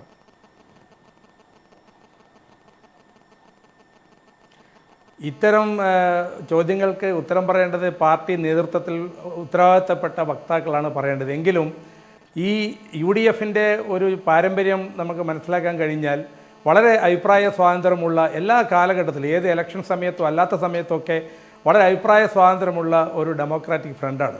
പക്ഷേ LDF അങ്ങനെയല്ല. അതിൽ കുറച്ചും കൂടെ ഒരു കേഡർ സിസ്റ്റം മെയിൻറ്റെയിൻ ചെയ്യുന്നത് കൊണ്ട് ഇത്തരം വാക്കുകൾ പുറത്തു വരാൻ ചിലപ്പോൾ കാലതാമസം എടുത്തേക്കാം, അല്ലെങ്കിൽ പുറത്തുള്ളവർ അറിയാതെ പോയേക്കാം. അതിനപ്പുറത്ത് ഇത്തരം വിഷയങ്ങളിൽ ഒരു പ്രോബ്ലം ഉള്ളതായി, അല്ലെങ്കിൽ ഇത് നാളെ ഇലക്ഷനെ ബാധിക്കുന്നതായിട്ടോ നമുക്ക് ആരും തന്നെ അതിനെ വിലയിരുത്തുന്നില്ല എന്നുള്ളതാണ് ഇതിൽ ഏറ്റവും വലിയ സന്തോഷകരമായ കാര്യം. ഞാൻ തിരിച്ചു വരാം. ശ്രീ KL മോഹനവർമ്മ, നേരത്തെ A ഷുക്കൂറും ഏതാണ്ട് പറഞ്ഞത് ഇതേ ലൈനിലാണ്. പക്ഷെ കാലം മാറിയത്, അങ്ങേപ്പോലെയുള്ള എഴുത്തുകാർ മനസ്സിലാക്കിയത് ഈ രാഷ്ട്രീയ നേതാക്കളൊക്കെ മനസ്സിലാക്കുന്നുണ്ടോ? അതായത് തെരഞ്ഞെടുപ്പാകുമ്പോൾ അത് അടുക്കുന്നത് വരെ ഇങ്ങനെയുള്ള കോലാഹലങ്ങളൊക്കെ സ്വാഭാവികമാണ്. UDF-ൽ ഇതൊക്കെ പണ്ടും ഉണ്ടായിട്ടുണ്ട്.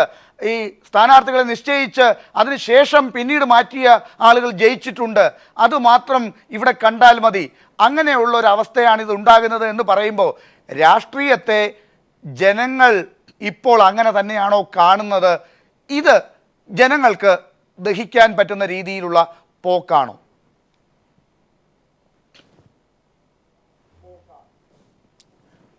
എനിക്ക് തോന്നുന്നത് ചെറുപ്പക്കാരുടെ ആ സമൂഹത്തിന് തികച്ചും വ്യത്യസ്തമായ ഒരു കാഴ്ചപ്പാട് വന്നിട്ടുണ്ട്. അത് രാഷ്ട്രീയ പാർട്ടികളിൽ ആദ്യകാലം തന്നെ കയറുന്ന ചെറുപ്പക്കാരിൽ നിന്ന് വ്യത്യസ്തമായിട്ടാണ് ഇതിനെക്കുറിച്ചൊന്നും അറിയാൻ മേലാത്ത, ഇതിനെക്കുറിച്ചൊന്നും മൈൻഡ് ചെയ്യാത്ത ഒരു വലിയ ചെറുപ്പക്കാരുടെ സമൂഹം വന്നുകൊണ്ടിരിക്കുന്നത്. ഇവർ വോട്ടിങ്ങിന് വേണ്ടി വോട്ടിംഗ് സ്റ്റേഷനിലേക്ക് വരികയാണെങ്കിൽ എന്താണ് ഉണ്ടാകുന്നതെന്ന് തീർച്ചയായിട്ടും നമുക്ക് ആർക്കും പറയാനൊക്കില്ല. അവർ കാണുന്നത് നമ്മളീ പറയുന്ന ചർച്ചകളൊന്നും അവർ കാണുന്നില്ല എന്ന് ഓർത്തുകൊള്ളുക. ഈ സമയത്ത് അവരിതൊന്നും ആയിരിക്കില്ല കാണുക, വേറെ എന്തെങ്കിലും ആയിരിക്കും. പക്ഷേ അവരും കൂടി ഉൾപ്പെട്ട അവർ വോട്ടിങ്ങിന് ആ സ്ഥലത്തേക്ക് വരികയാണ്, യന്ത്രത്തിൻ്റെ അടുത്തേക്ക് വരികയാണെങ്കിൽ പറയാൻ പോകുന്നത് നമുക്ക് ഒരിക്കലും ഇപ്പോൾ അതിന് കണ്ടുപിടിക്കാനൊക്കില്ല. ഇവിടെ ഒരു കാര്യം വളരെ പ്രധാനമായിട്ട് നോക്കുക, അവർ കാണുന്നത് നമ്മുടെ ഈ കൂട്ടുമുന്നണി ഭരണത്തിൽ ഏത് ചെറിയ രാഷ്ട്രീയ പാർട്ടികളും, ചെറിയത് എന്ന് പറഞ്ഞാൽ അവർക്ക് തന്നെത്താൻ ഒരു നിയോജകമണ്ഡലത്തിൽ ജയിക്കാനുള്ള യാതൊരു സാധ്യതയുമില്ലാത്ത അനവധി ചെറിയ പാർട്ടികൾ അവരവരുടെ വലിയ ശക്തി കാണിക്കുന്ന വീട്ടിൽ വന്നുകൊണ്ടിരിക്കുന്നുണ്ട്.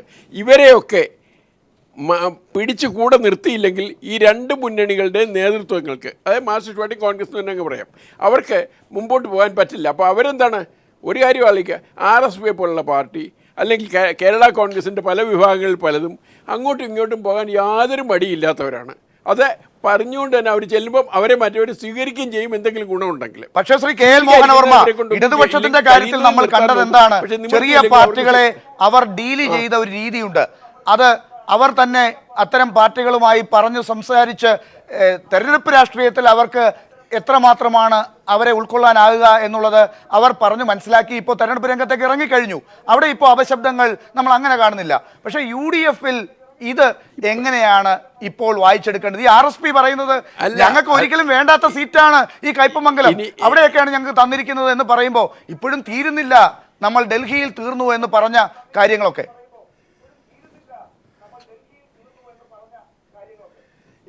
ഇടതുപക്ഷത്തിലും മനുഷ്യരാണുള്ളത് കേട്ടോ.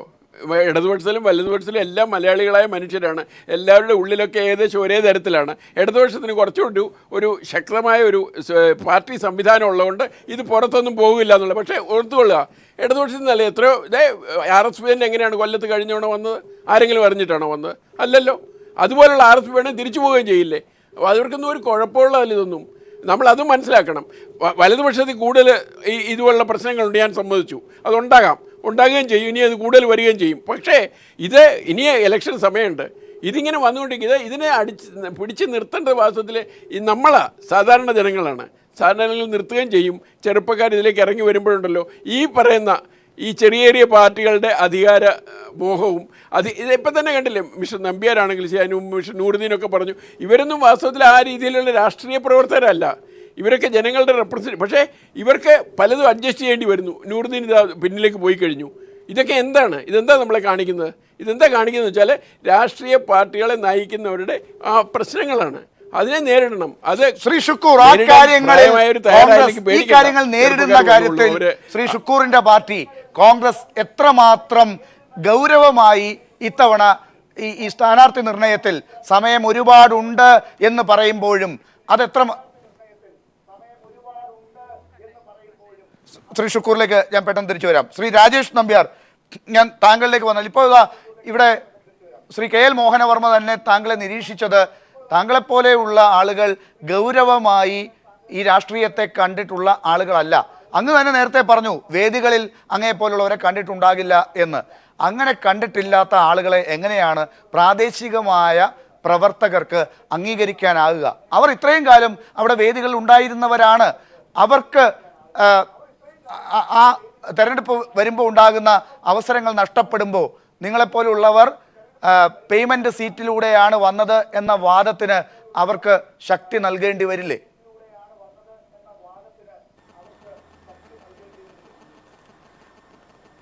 തീർച്ചയായിട്ടും ഇല്ല. കാരണം എന്താ വെച്ചാൽ ഈ വേദിയിൽ പ്രത്യക്ഷപ്പെടുന്നവർ മാത്രമേ ഇത്തരം കാര്യങ്ങൾ പങ്കാളികളാവാതോ എന്നുള്ളതാണ് നമ്മുടെ രാഷ്ട്രീയത്തിൻ്റെ ഏറ്റവും വലിയ അപജയം. ഈ ജനാധിപത്യത്തിൻ്റെ ഒരു സൗന്ദര്യം എന്ന് പറയുന്നത് എല്ലാ പ്രവർത്തന മേഖലയിലുള്ളവരൊക്കെ ഉൾപ്പെടുത്തിക്കൊണ്ടുള്ള ഒരു ജനാധിപത്യ പ്രക്രിയ നമ്മൾ ഡെമോൺസ്ട്രേറ്റ് ചെയ്യുക എന്നുള്ളതാണ്. അപ്പോൾ സദസ്സിലുള്ളവർക്കും ഇതുമാതിരി കാൻഡിഡേറ്റ് ആവാം, അതിനെന്താണ് തെറ്റുള്ളത്? രണ്ടാമത് രാഷ്ട്രീയം പ്രവർത്തനം എന്ന് പറയുന്നത് ഏതെങ്കിലും ഒരു പാർട്ടിയുടെ അംഗത്വം എടുത്തവർക്ക് മാത്രം എന്നല്ല, ഇതൊരു സാമൂഹ്യ സേവനത്തിൻ്റെ ഭാഗമാണ്. പക്ഷേ ഞാനിത് നിഷേധിക്കുന്നൊരു കാര്യം, ഞാൻ കഴിഞ്ഞ 20 വർഷമായി ഈ UDFൻ്റെ ഒരു സഹയാത്രികനും കഴിഞ്ഞ 6 വർഷമായി കേരള കോൺഗ്രസിൻ്റെ പ്രവാസി കോൺഗ്രസുമായി ബന്ധപ്പെട്ട് സജീവ സാന്നിധ്യം അറിയിക്കുന്നൊരു വ്യക്തിയാണ്. അപ്പോൾ അങ്ങനെ ഒരു സാഹചര്യത്തിൽ തളിപ്പറമ്പ് പോലുള്ളൊരു മണ്ഡലത്തിലേക്ക് ആ മണ്ഡലത്തിലെ ഒരു വ്യക്തി എന്ന നിലയിൽ അവിടുത്തെ സുപരിചിതനായ അവിടുത്തെ എല്ലാ വിഷയങ്ങളിലും സജീവ പങ്കാളിത്തം സാന്നിധ്യം അറിയിക്കുന്ന ഒരു വ്യക്തി എന്ന നിലയിൽ എന്നെ ഈ കേരള കോൺഗ്രസ് നേതൃത്വം തിരഞ്ഞെടുത്തത് വലിയ ഒരു അഭിമാനത്തോടെയാണ് ഞാൻ അതിനെ കാണുന്നത്, അംഗീകാരത്തോടെയാണ് ഞാൻ അതിനെ കാണുന്നത്. ശ്രീ രാജേഷ് നമ്പ്യാർ, പക്ഷേ ഈ കാര്യത്തിൽ KM മാണി തീരുമാനിച്ചിട്ടുണ്ടാകും, താങ്കൾക്ക് വിശ്വാസമുണ്ട്, അവിടെ താങ്കൾ ഉണ്ട് എന്നുള്ള കാര്യത്തെക്കുറിച്ച്. പക്ഷേ അവിടെ ഈ കാര്യങ്ങളൊക്കെ താങ്കൾക്കെതിരായ വിമർശനങ്ങളൊക്കെ താങ്കളെ ഇതുവരെ അവിടെ കണ്ടിട്ടില്ല എന്ന് പറഞ്ഞതൊക്കെ ഈ യൂത്ത് കോൺഗ്രസ് നേതാക്കളും മുസ്ലിം ലീഗ് നേതാക്കളും ഒക്കെ തന്നെയാണ്. അവർ ഇനി ഇത് മാറ്റി പറയുന്നത് എങ്ങനെയാണ്?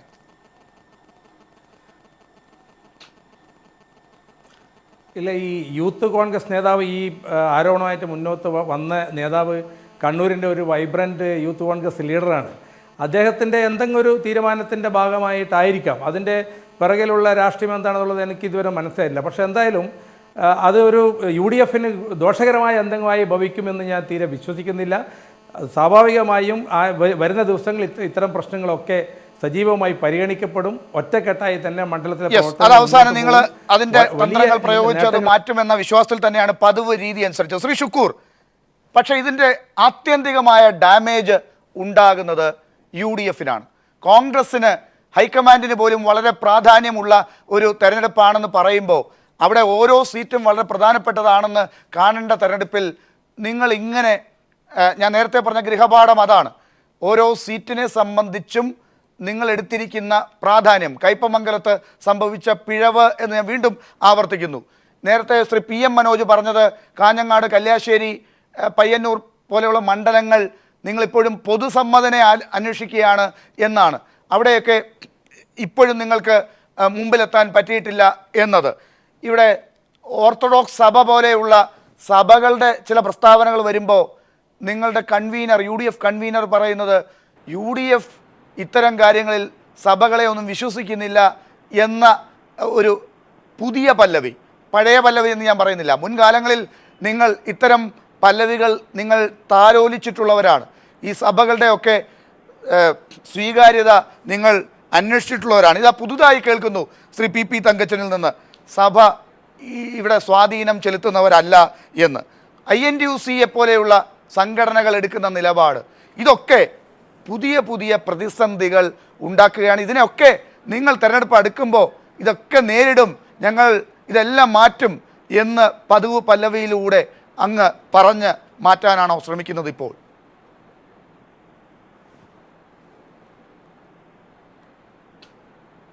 ഞാൻ കോൺഗ്രസ് ഒരു മഹത്തായ ജനാധിപത്യ പ്രസ്ഥാനമാണ്.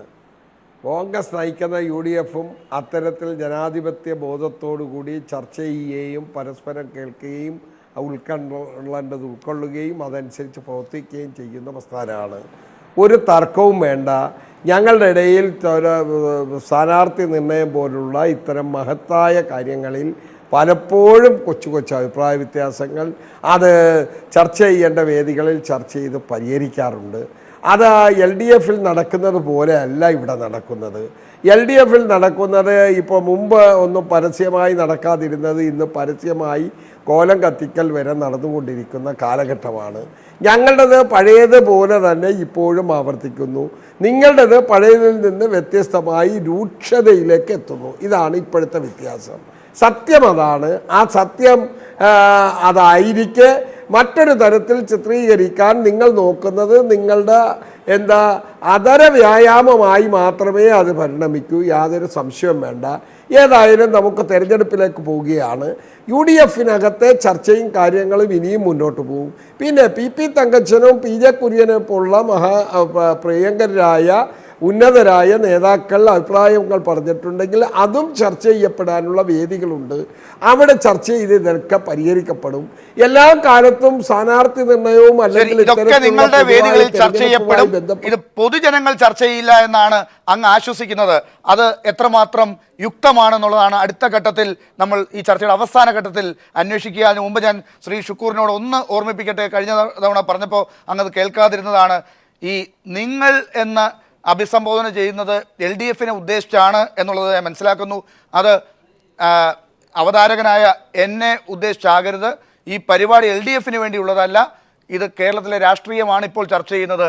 അതിനകത്ത് അങ്ങ് ഈ ഭാഗത്തെ LDF ആയി ചിത്രീകരിച്ച് ചർച്ചയെ മുന്നോട്ട് കൊണ്ടുപോകരുത് എന്ന അഭ്യർത്ഥന ഒരിക്കൽ കൂടി പറഞ്ഞുകൊണ്ട് ശ്രീ ഷുക്കൂർ, എല്ലാ കാര്യങ്ങളും ശരിയാവും, ഞങ്ങൾ ശരിയാക്കും എന്ന പതിവുത്തരം പറയരുത്. എൻ്റെ അവസാനത്തെ ചോദ്യമാണ്, LDF വരും എല്ലാം ശരിയാകുമെന്ന് അവർ പറയുന്നത് മനസ്സിലാക്കാം. ഈ നിങ്ങൾ തെരഞ്ഞെടുപ്പ് ആകുമ്പോഴേക്കും എല്ലാം ശരിയാകും എന്ന് പറഞ്ഞുകൊണ്ട് ഇത് ഈ ചന്ദ്രശേഖരനെ പോലെയുള്ള ആളുകൾ ഒക്കെ പറയുന്ന ചില കാര്യങ്ങളുണ്ടല്ലോ, കോൺഗ്രസ് വലിയ വില നൽകേണ്ടി വരും ഞങ്ങളുടെ സ്ഥാനാർത്ഥിയെ വെച്ചില്ലെങ്കിൽ എന്ന് നാളെ കൂടെ സമയം തന്നിട്ടുണ്ട്. ഇതൊക്കെ നിങ്ങൾ എങ്ങനെ ശരിയാക്കാനാണ്? ഇതൊക്കെ അഡ്രസ്സ് ചെയ്യാതെ നിങ്ങൾ എങ്ങനെയാണ് മുന്നോട്ട് പോവുക? പുതിയ പുതിയ പ്രതിസന്ധികൾ ഓരോ ദിവസവും വരുന്നു.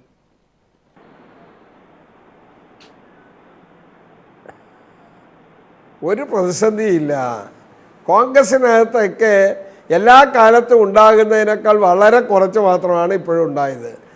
തളിപ്പറമ്പിലെ സ്ഥാനാർത്ഥി തന്നെ പറഞ്ഞില്ലേ, ഇതൊക്കെ അത്തരത്തിലേക്ക് അദ്ദേഹം പറഞ്ഞത് ഞാൻ പറയുന്നതിന് വ്യത്യസ്തമായിരിക്കുമെന്നാണ് ലാല് ധരിച്ചത്. ഞാനിവിടെ ആലപ്പുഴയിൽ ഇരിക്കുന്നു, അദ്ദേഹം തളിപ്പറമ്പിരിക്കുന്നു.